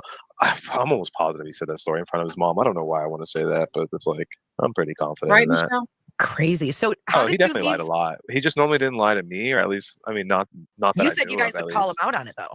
Yeah, we did call him out, but it wasn't, obviously not every time. But yeah, when it was just us around, Hey, and Flora. like You'd mess with him, be like, okay. We called him out on his show all the time. He definitely wasn't the alpha of the group. Never was nowhere near the alpha of the group. That kid was. Yeah, you really paint a really good picture of how he fit in with his peers. Really, I mean, you really do a good job of explaining it. Well, when we stopped being friends, like so it's kind of crazy to hear. I think it's Frank who was the more recent friend. Yeah. So the way he was talking about Stephan reminded me, because he had been asked if Stephan had friends and stuff like that, and he was like, "No, Stephan, not really. I never saw him once talk or anything to anybody else other than the girl." And when I started thinking about that, I started thinking about all of us hanging out back then. I went. I'm so sorry, Hunter's Moon. I went to. I'm glad that he was okay though. A public school close by that had a whole bunch of rich kids, so I knew all these people. And once he had connected with me, like he knew, how he had a lot of acquaintances, but not a lot of friends. Because when we stopped being friends, apparently nobody, like that was it. No friends, like zero. Like 200 friends to zero. I mean, to be fair, though, he seems like one of those asshole type people that's always trying to look bigger and badder than he is. The one trying to one up everybody, the one trying to get all the attention, to try to get all the girls to look at him and to seem like he's this person that he's not. I mean, always putting on a facade. Zero instantaneously, and I literally just cut him out of my life. I didn't even want to tell people the situation, so I don't even think a lot of people knew why. Like, actually, one of my best friends. JPL, he did have a temper. I think Jen admitted to that later. Friends that I've had for like 20 years, who's met Stephan and everything. He mentioned to me today that he had heard one of the podcasts, and he's like, I actually didn't know why you moved out. He's like, you never told me that story about him pulling a gun on you. And I was like, to be honest with you, I doubt I wanted to tell anyone. I was like, I don't think I told anybody other than my dad and mom. Wow. And I live right behind Disney. I can see Disney fireworks. Oh, so you're still in Orlando then? Oh yeah, I can see fireworks from my window when they go off here, and like I think there's an 8:00 show. How did it end with Stephan's mom? Did you ever see her again after you moved out of the rental? Did you have shit there or anything that you had to get? Did you ever have to see his mom again? No, my dad brought the truck over and we moved everything like boom, boom, boom, boom, done. Filled up my Camaro, filled up the truck, made a you were trips. gone. Yeah. And and at the time I didn't. It's not like I had couches and stuff. I think I had a 60-inch TV, my computer set up, a nice bed and frame, a mini fridge, and like maybe a shelf. Yeah, it wasn't that right. much. It wasn't a big deal. Yeah. I'm glad you got out of there. Did he always carry a gun? So the gun thing actually that kind of stuff was definitely later in the relationship. He had shotguns as a kid because I grew up like once I hit a certain age. My dad was military, so we went to the base shooting ranges and we shot on the bases. It was cool. I got to shoot a whole bunch of stuff that you normally wouldn't shoot. Right. But he said he grew up shooting shotguns and stuff like that, shooting skeet, in Georgia. But other than that, they didn't own any guns. There was no guns in the house. Like they didn't have any guns. And then his grandfather passed away. I don't remember exactly when during our friendship and all that. But when his grandfather passed away, he left him an inheritance. And I want to say the inheritance was like, I don't know, like $80,000 to $100,000, somewhere between that. Mm-hmm. Left purely to him. Damn. Like, and then he does, like, you can see how the way he talks right there. Like, I don't even need to hear it to hear it. I was trying to hit the unmute. You can imagine the bullshit. Oh lordy. I think we're about like, no, we're before that picture.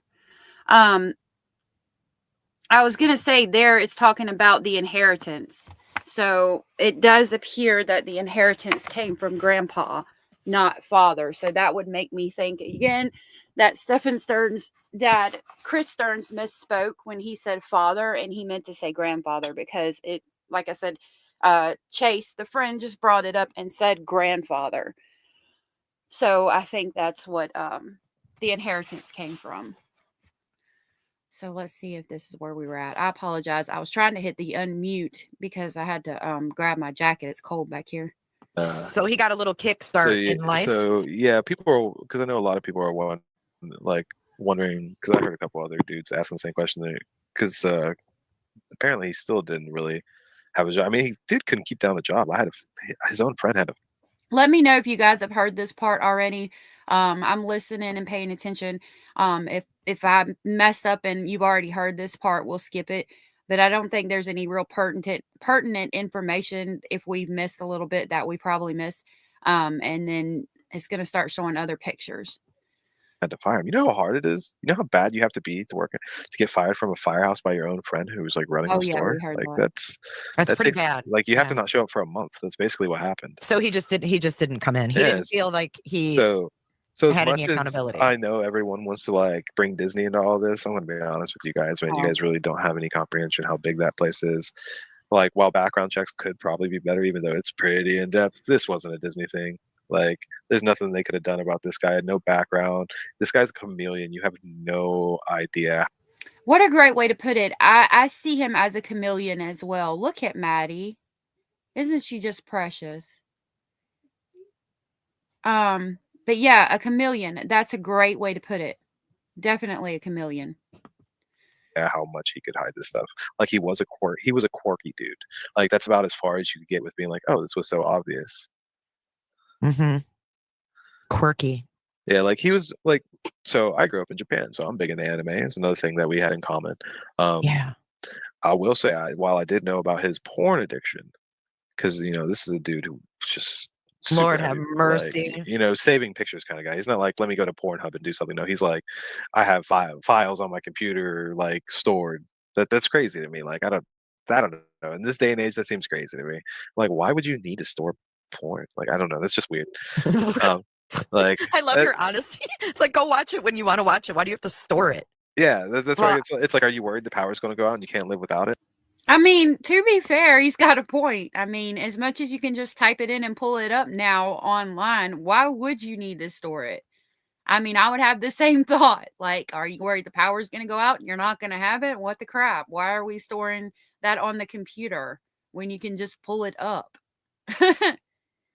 Yes, Zan. Good point. Thankfully, that is how we got caught. So let us thank God for that. But it is interesting.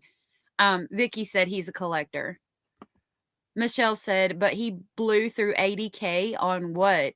Isn't that what this guy just said? And that Stephan inherited? Yeah, $80,000 to $100,000, and he blew through it. On them, he's probably got the Charmander Pokemon card, all of his little collections and things. Probably. I mean, y'all, if I had $80,000, if I had $30,000, I could do some life-changing things. I would have a house. I would have some land. I would have a cow and a pig and some chickens. I would change my whole entire life. I might not have it all paid off, but it would be changed. Let me tell you, that is life-changing money, and he just blew through it. That's insane to me. Bad Girl said, rest easy, Maddie. We're fighting for you. Thank you for that. She was beautiful, wasn't she? Hunter's Moon. I mean, that picture is just so pretty of her. That he sold it. Yeah, and he sold his grandfather's Rolex too. Like, oh my God. The Warhammer stuff is expensive, but $80,000? Goodness gracious. About it, like I'm so confused. Like I Well, don't know. Like this, it's really gross, Chase, but we follow a lot of these pedo cases and they have to exchange in order to be in their little groups. So that's why I think a lot of them save them so that they can join all the groups and they trade. Like he did Yu-Gi-Oh! Now yeah, that kind of shit. Mhm. I never even thought about that. Yes, he knows Death Note. I actually showed him Death Note. What's Death Note? It's a really good anime. It's actually kind of crazy. It's about killing bad people. Really? It's a mystery. It's like a murder mystery. Just you write people's names in this book. This kid comes across a book. You write people's names in a time frame, and they die from however you specify them to die, as long as you know their full name and their face. And so this kid basically essentially starts trying to take over the world, Ooh. killing off all the prisoners in all the jails. All the people who commit things like this, those are the people he's killing. Did you, not to change the subject, but did you see his post on Reddit where he said something about whoever's abusing you, or it was some post, somebody about being in prison, they're going to be used like the pussy they are, and I thought, how ironic is that? That's weird because I've been to jail a couple times for car issues, like speed, reckless driving and stuff. And Chase, yeah, you're such it was so stupid. But he doesn't really understand how those. I don't know. He wasn't around some of the people that I was around growing up with. So like, I had some pretty. I wasn't the hard kid, but some of the other kids were like, these were dudes you didn't really mess with, and they were good friends of mine. And Stephan's. I apologize. Tony said Maddie needed at least one person to have stepped in and she would maybe still be here. I agree with that. Veronica said after everything they said he did, they still let his creeper son live in their home. Yeah. I think this is a bad case of coddling and babying him. JPL said, what a POS to steal from his parents after they'd got him out of so many situations and give him money. Just like he's non-human. He is definitely taking advantage of everybody. Hey, Shell, good to see you. Hey, Robin, good to see you. Is not that guy. Like he doesn't understand how that. Like I'm actually kind of sad how the jail system works. The fact that he's going to be in solitary. He's not going to be thrown in general pop. This dude's going to be in a room by his own until the day it comes, and that's a shame. Mhm. I don't think that's fair. I don't think that's enough, honestly. Like I don't know. That might sound cruel to some people, but I don't know. I think the worst should be saved for the worst.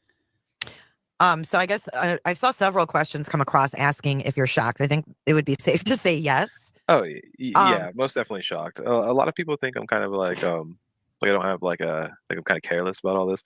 It's like no, I've seen a lot of things in my life. My dad did 10 years of combat tours to the point the military had to tell him not to. He was in both battles of Fallujah. He's had rockets throw him 20 feet. Like my dad's been through some stuff.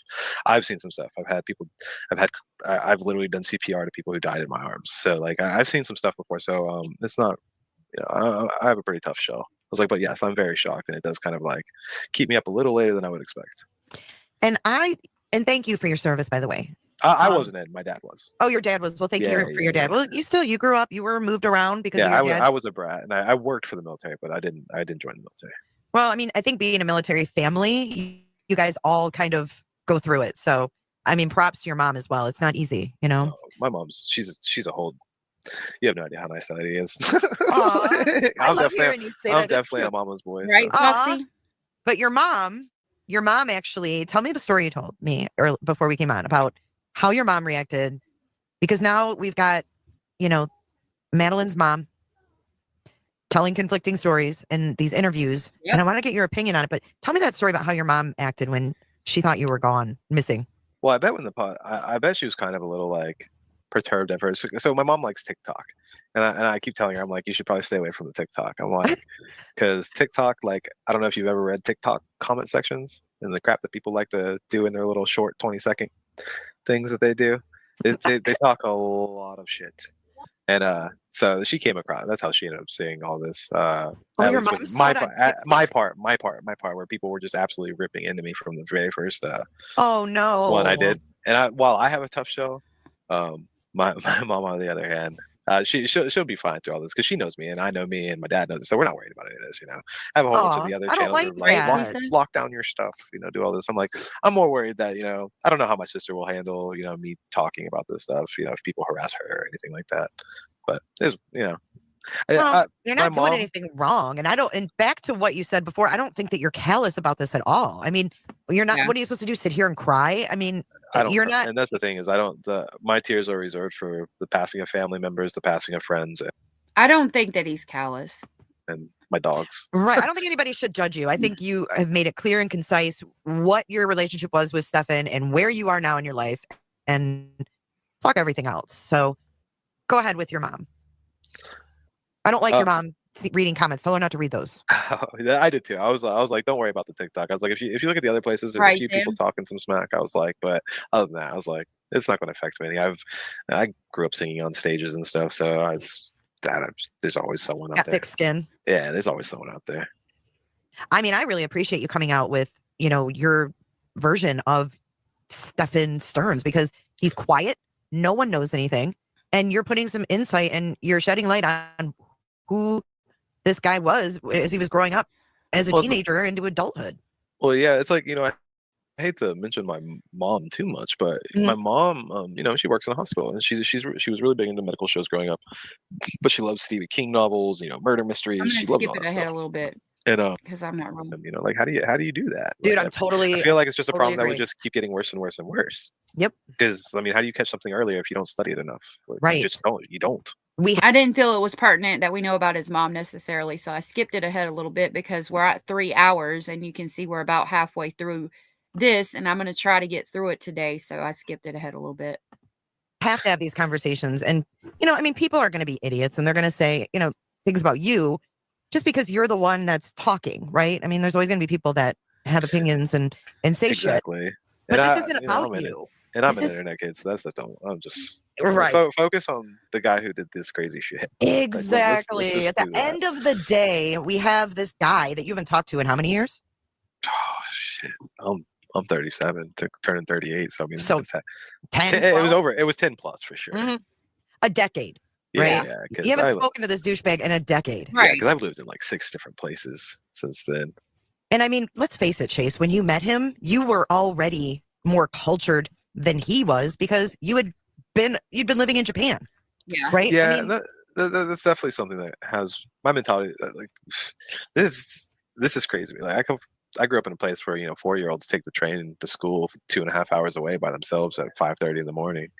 So this kind of stuff's just like when people are wondering how I couldn't have seen something that after hearing stuff or something when I was younger. You just gotta understand. I grew up in a place where like crime wasn't a thing. yeah. Like, it didn't exist where I grew up. I lost a bicycle. Wow. Someone had taken my bicycle in Japan, and I reported it to the police station down the street. And knowing nothing would come of it, they found my bike a week later, like 4 cities away, and wheeled it to my house and gave it back to me. Oh my God. Oh my Wow. gosh. The crime Isn't that doesn't crazy? happen there. That's not a Wow. thing. So you weren't subjected to all this bad shit. No, so growing up. my brain just doesn't think like that. Where it's like, That's oh, so let me think the wild. worst of this person. So like even when I was told, when we were having the conversation about finding the stuff on the computer and his girlfriend and stuff, when I heard that, I knew his girlfriend. Hunters Moon, thank you for being here. I appreciate it. You guys make it awesome. I could talk to myself for hours. I mean, I would be nothing without you guys. Your best nightmare, thank you for being here. Said, I don't think we should focus on Stephan because L.E. is. Jen is complicit. I think so too, but I don't think she's going to face charges. At the end of this, I'll replay the news segment I played at the beginning showing that I really don't think she's going to get charges.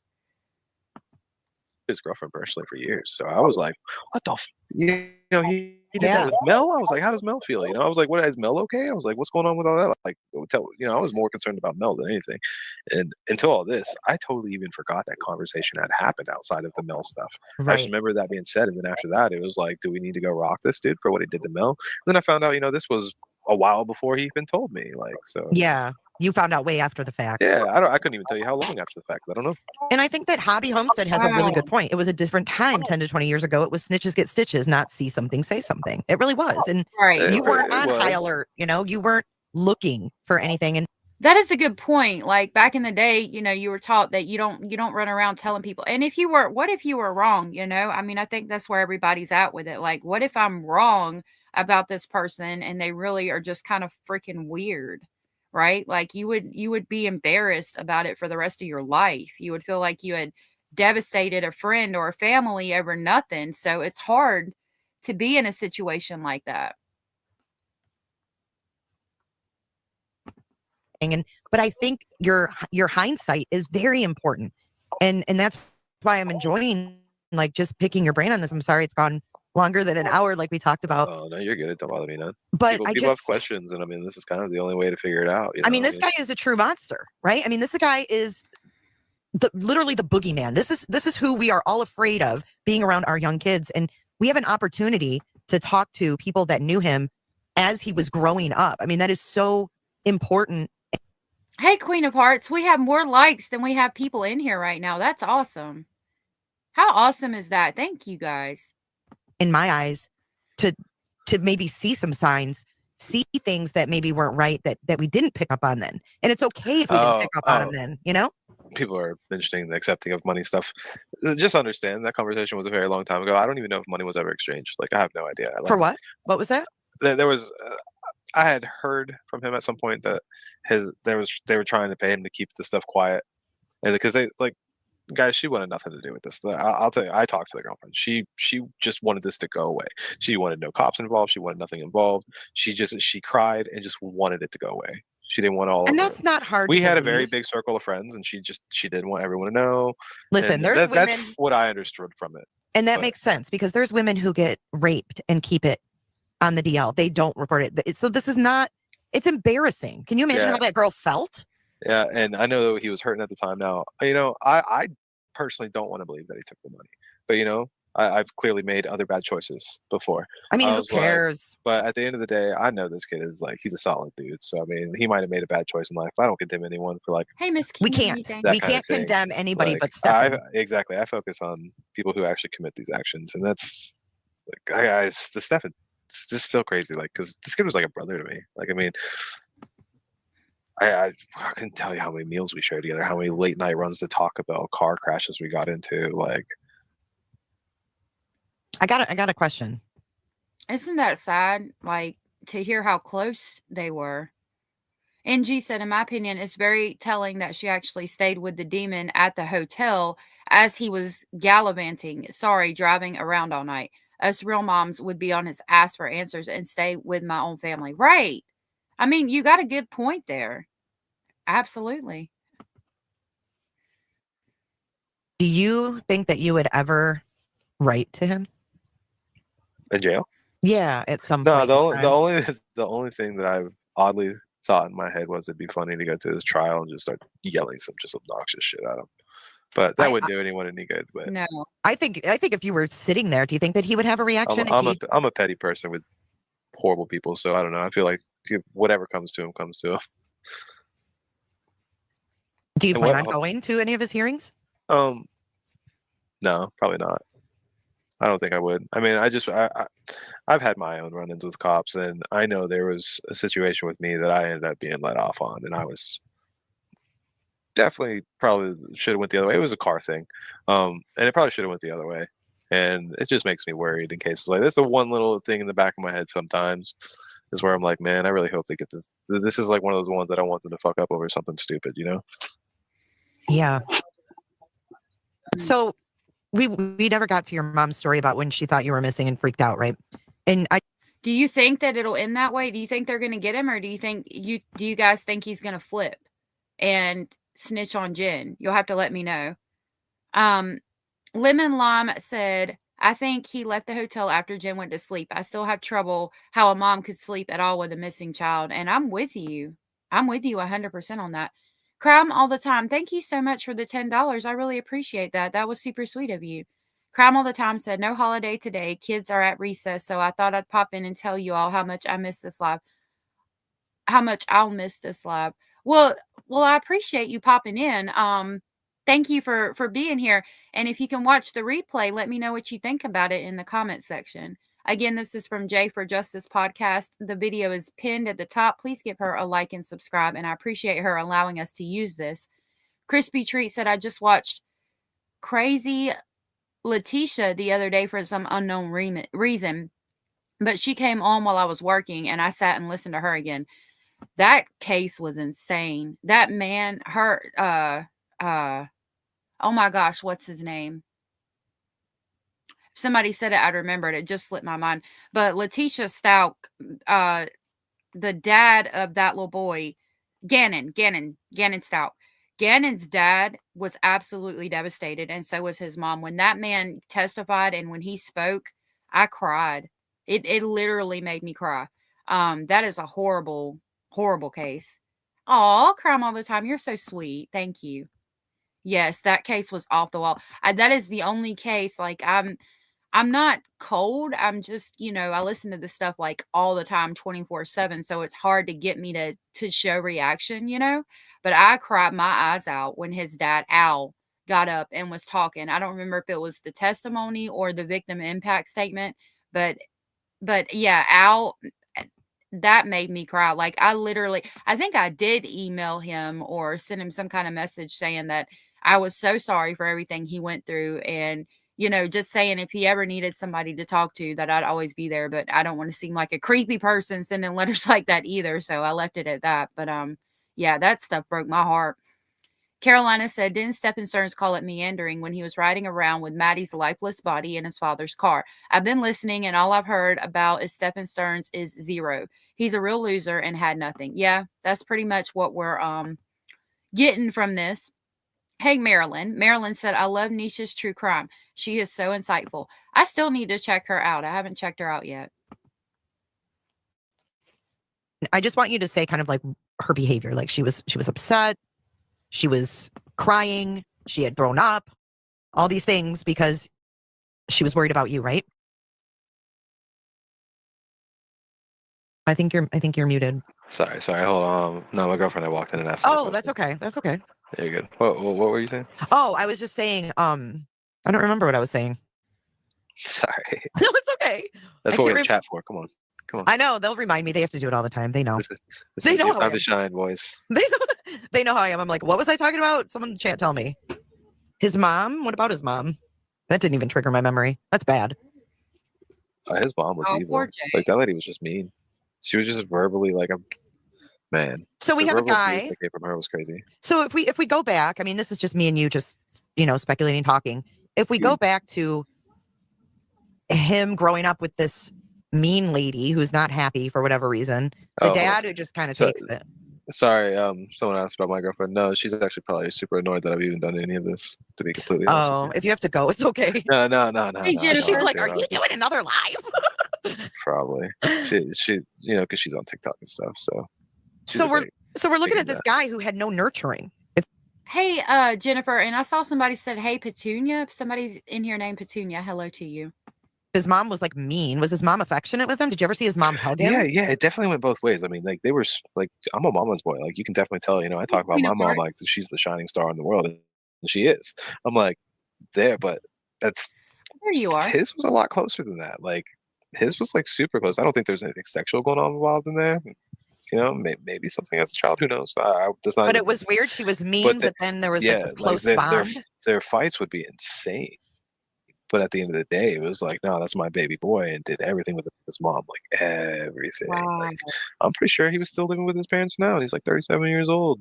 And it's not, and I understand there's cultures out there where that's normal. I grew up around a whole bunch of Asian people and Filipinos. So I'm like, but that's not normal in his. I'll tell you that.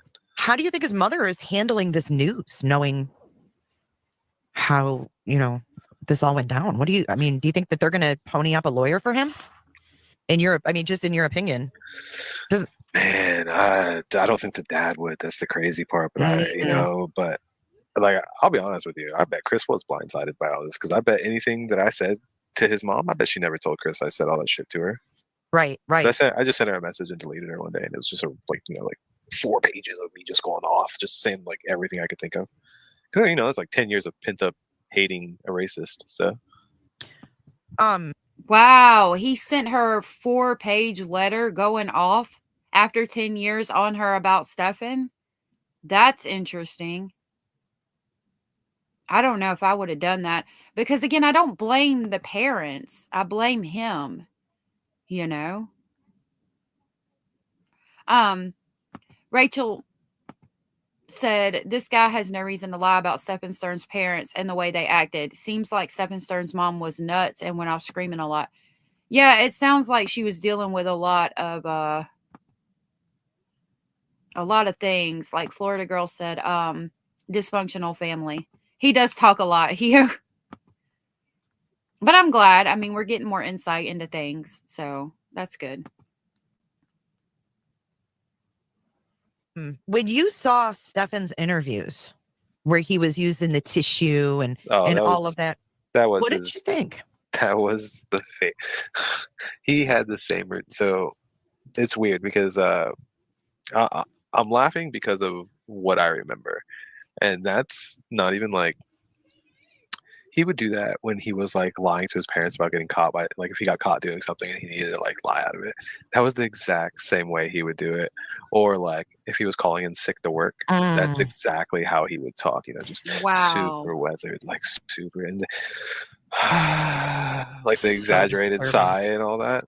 Like that was spot on. Like, so I knew when I saw the interview that he was lying his ass off, because not that I knew he was lying per se, but I knew he was lying because of how I felt watching it. When he acted like that, it was like nails on a chalkboard for me. So when I started watching that, it brought back all of that, where I was just getting super, like, I was literally getting angry and annoyed while watching it, which is a weird thing to think when you're watching. That's interesting that the friend picked up on his BS out the gate in that interview. Wow.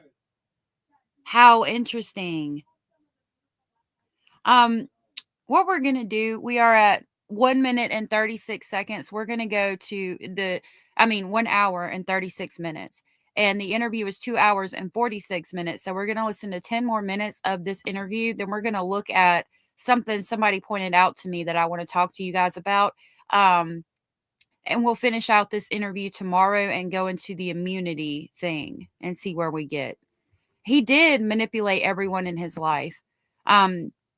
Yeah, we'll see if we might not finish it tomorrow. I don't know. We'll see what you guys want to do. So we're going to listen to 10 more minutes of it. At the time, what you think is a friend whose stepdaughter just went missing. You know, like all this other information had come out. So that's a very awkward feeling to be feeling when you're seeing that. Like, we might have had our differences because he drew a gun on me and stuff, but I never would have, you know, even when this first popped up and all this happened, that wasn't a thought in my head that, oh, this guy did this to that girl. Right. And then I saw the interview, and that's 100% flipped the other direction, where I literally told my friends, oh, he did it. Like, our circle of friends that all knew him. Like, so I was a gaming circle of friends, which has a mixture of people I knew in Japan, people I knew in Virginia, people I knew here in Florida. So he saw the interview with the news and he was like, oh yeah, he 100% did that. Wow, that is so interesting. Because, I mean, it seemed like he was faking to all of us, right? But we're not his friend. His friend saw that. That is amazing. Michelle said, Veronica, it took me a long while to get used to Nisha's voice. I know what you're talking about, but now I've listened to her enough. I've gotten used to it and it's okay with me. Okay. Linda said, if you eat clean, keep your liver healthy, no pills, no alcohol, your body can handle things better. Yeah. That's interesting about the news interview, that he saw it and knew immediately that he was guilty. Wow. And military friends from all over. And a lot of them knew, they didn't know him personally, but they knew him from all the games we've played over the years. So we have a big chat where we all talk every day, because a lot of my Japanese friends are on there, and that's how we keep in contact. And that was some of the stuff we've been saying, is all this.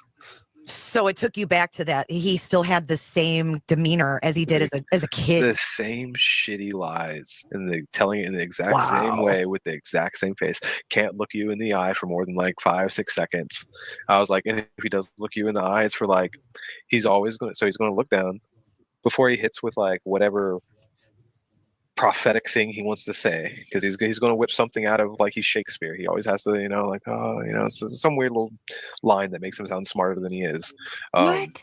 Fake it till you make it. Yeah, pretty much. And he always did that. It'd be a look down, couldn't look you in the face. It'd be a long sigh. Then he would look straight up and he would spit this nonsense to you. And it'd be like one or two sentences of just something that you're like, oh, that sounded like Shakespeare or something. You're like, you're an idiot. And so when I saw Wow. that was literally the impression I was getting. I was like, oh, that piece of shit. I was like, no. He's a moron. And that's all I thought this whole time. Because I mean, we watched. I know this sounds crazy, but like we watched Dexter, we watched Criminal Minds, we watched all the CSI shows, and then to see how all this is going down and all the information coming out, I'm like, oh my god! Like, did this kid have a brain? Like, what happened? Like, I mean, this is all insane to me. I like, is that just what happens when you spat? Like, you do something absolutely horrific, and you're just trying to clean up your mess, and your brain just goes out. Like, you just do stuff. Like, I don't know, dumping backpacks and stuff in the neighborhood that you basically live in. Like, all this seems so crazy to me. That picture right there is why we call him an elf. We used to call him an elf in our friends. Yeah, I said he looked like an alien. That is funny. Yeah, he does. Yeah, absolutely. Doesn't Other he? people used to call him alien too. So yeah, that makes sense. He was. That's how you we remember called him the tall looking. elf. This is how you remember him looking? I still game. Joyce. I actually still game. I mean, I played in like the North American finals a few years ago. So I actually played at a level where you get paid. So it's a little different. How old are you now? 37?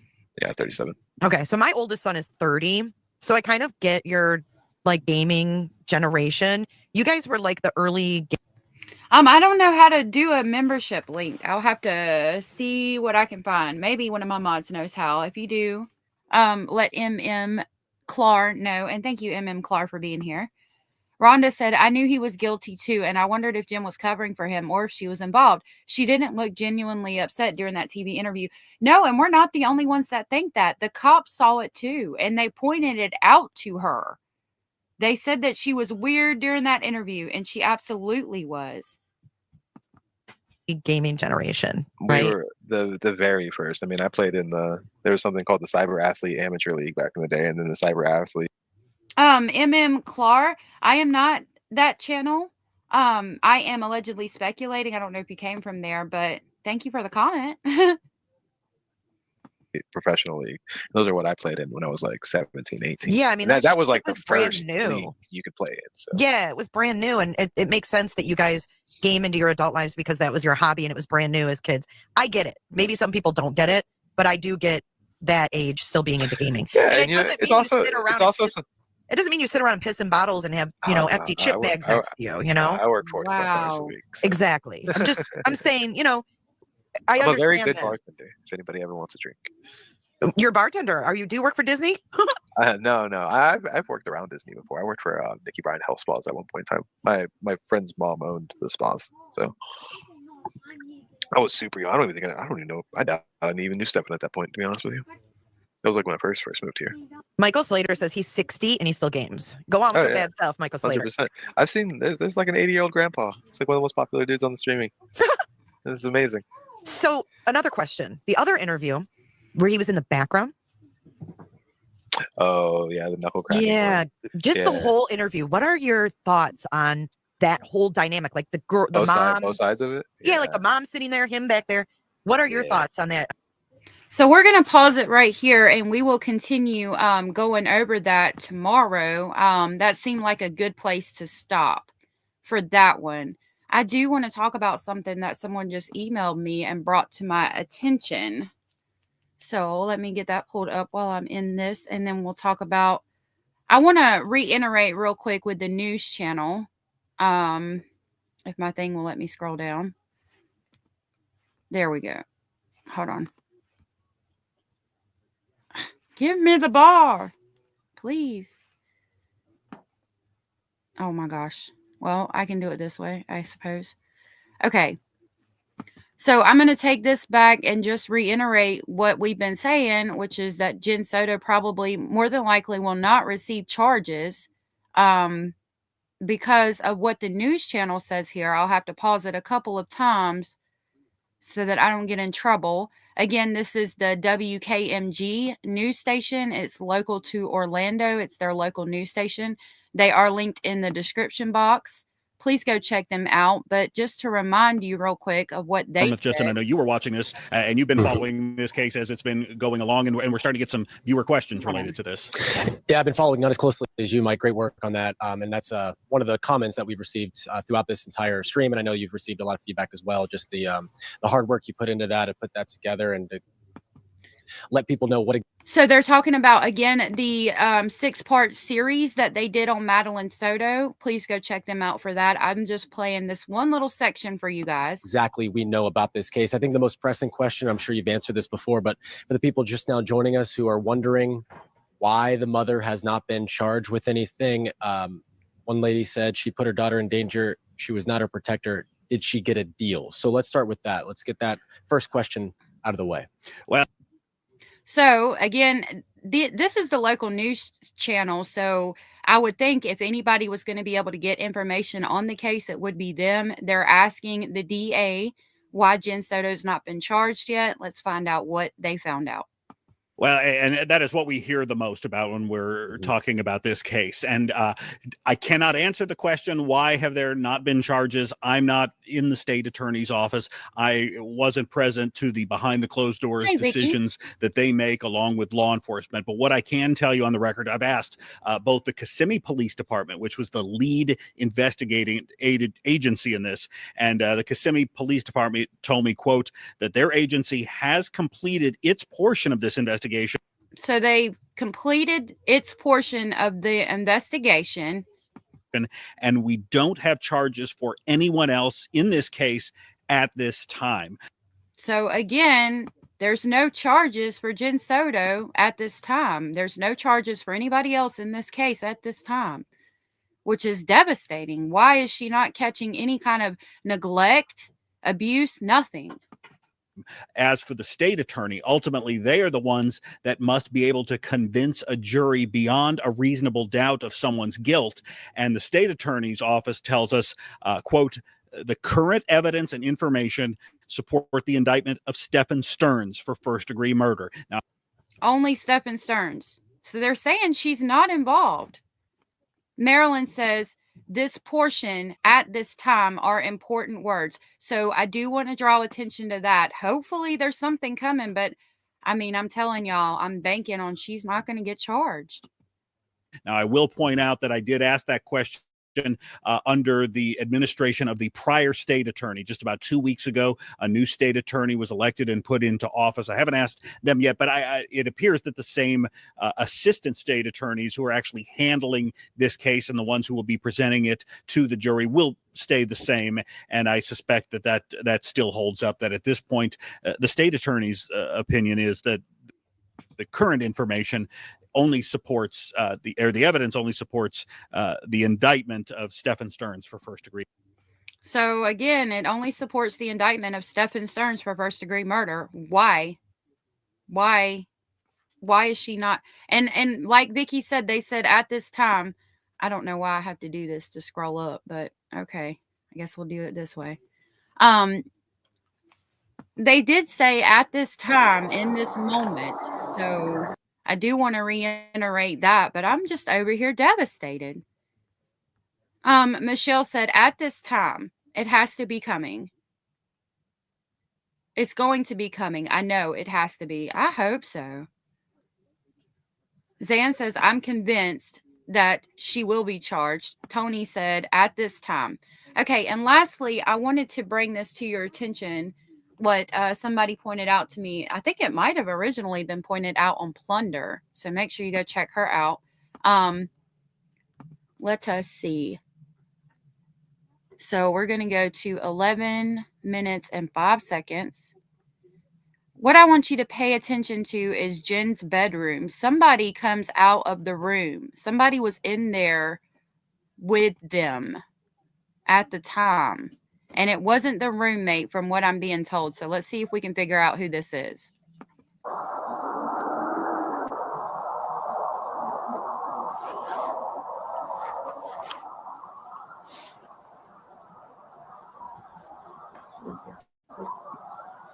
So at this time, she's already gone back there and grabbed Madeline's phone.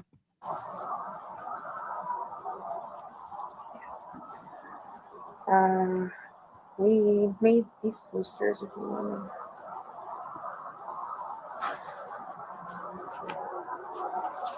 This is what you're looking for. Okay. Would you be able to text that to my phone? Which one is the best recent picture? The most recent was this one.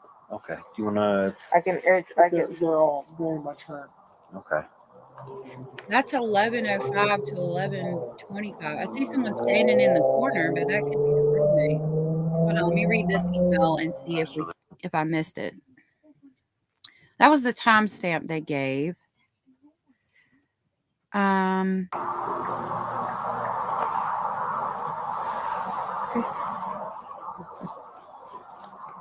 Okay. So we're going to run back to the beginning real quick and see if it's right here. And see if we can figure out who it is. Hello. Hi. Are you Madeline's mom? No. No. Are you Madeline's mom? Yes. Did she come home? What's that? Did she come? Okay, there was another person behind them. Watch closely. Following behind Stephan. And again, I'm pointing out that they had to ask, did she come home? Because she doesn't seem like she's upset or expecting them or anything. Let's watch that again. Somebody does come out and they're like Jen's height. Right behind Stephan. Hello. Hi. Are Watching you the Madeline's very back mom? of the bedroom. No. That's the roommate. Are you Madeline's mom? Yes. Did she come There's home? Stephan, and there is Did she come somebody home? No. I don't behind know where him. she would have This gone. female right here. No. Did she take anything? Any clothes? Her birthday money is still here. Toothbrush, everything. Okay. So nothing that she like took with her and went somewhere else. Is there any place that you guys think that she would have went? Any friends' houses? The only friend I could have thought. Well, y'all, I couldn't tell. If I had to guess, I would say it's probably the other roommate. You guys can let me know what you think and tell me in the comments section or after the live. I do have to go today because it's 5 o'clock and I have no idea what I'm cooking for dinner. I can't just throw something together. So I have to go do that. Bazard said, even if Potato doesn't get charged, her pathetic life is over and done. Will be haunted by us forever. No peace and sleep with her ass ever again. Yeah. Foxy said, well, it's all dirt under the bridge where the DA comes from, not water, a magical place where bridges are purely decorative and serve no functional purpose, right? I like the way you put that. Crispy said, but then you would look suspicious if you left the house. Can you imagine being in that position? Well, you got a point, but I would think that she would leave and go search and have somebody there. Guilty of, guilty of crime said it was a roommate. Lana said he blocks out the roommate. Yeah, he just like inserts himself in between them and is like, I'm going to stand right here. Seems to be that, to me, that he's like, making sure she's staying on script. Why isn't Jen running to the door? Did you find her? Right. That's where I'm at with it. Well, that's going to be all for me today. You guys, we will continue going over Jay for Justice's interview with the friend. I think his name is Chase. Tomorrow, hopefully we can get into the immunity deal tomorrow and talk about that.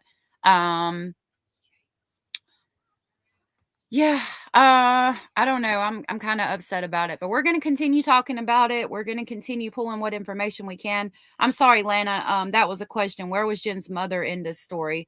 I don't think she was at the house. I don't know. She might have been. She might have been one of the ones standing outside. Not sure. Tony, I don't know about speaking to them more privately. I would have thought he would have asked for IDs. You know what I mean? Thank you all for being here. Why isn't she asking where her baby is? Right. I'm with you, Corey. Thank you all for being here. Thank you for hitting the thumbs up. I really appreciate our time we get to spend together every day. I could talk to myself for hours. I would be nothing without each and every one of you and the Speculating family. I hope you all have a good night, and I will see y'all tomorrow. Thank you so much for coming by. Y'all are the best. Have a good night and stay safe out there.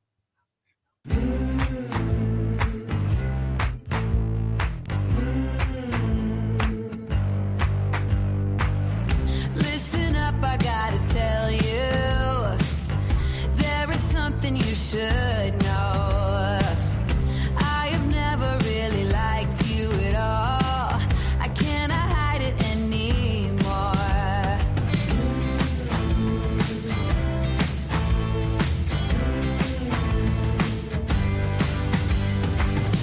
I've been thinking about the future, trying to forget about the past. So many ways that I could change for the better.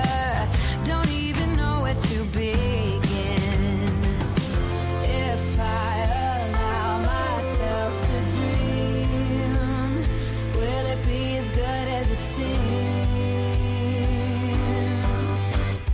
Pull me out of this place in the middle, nothing more to Thank you, MM Clark. I sure will work on that. in the middle.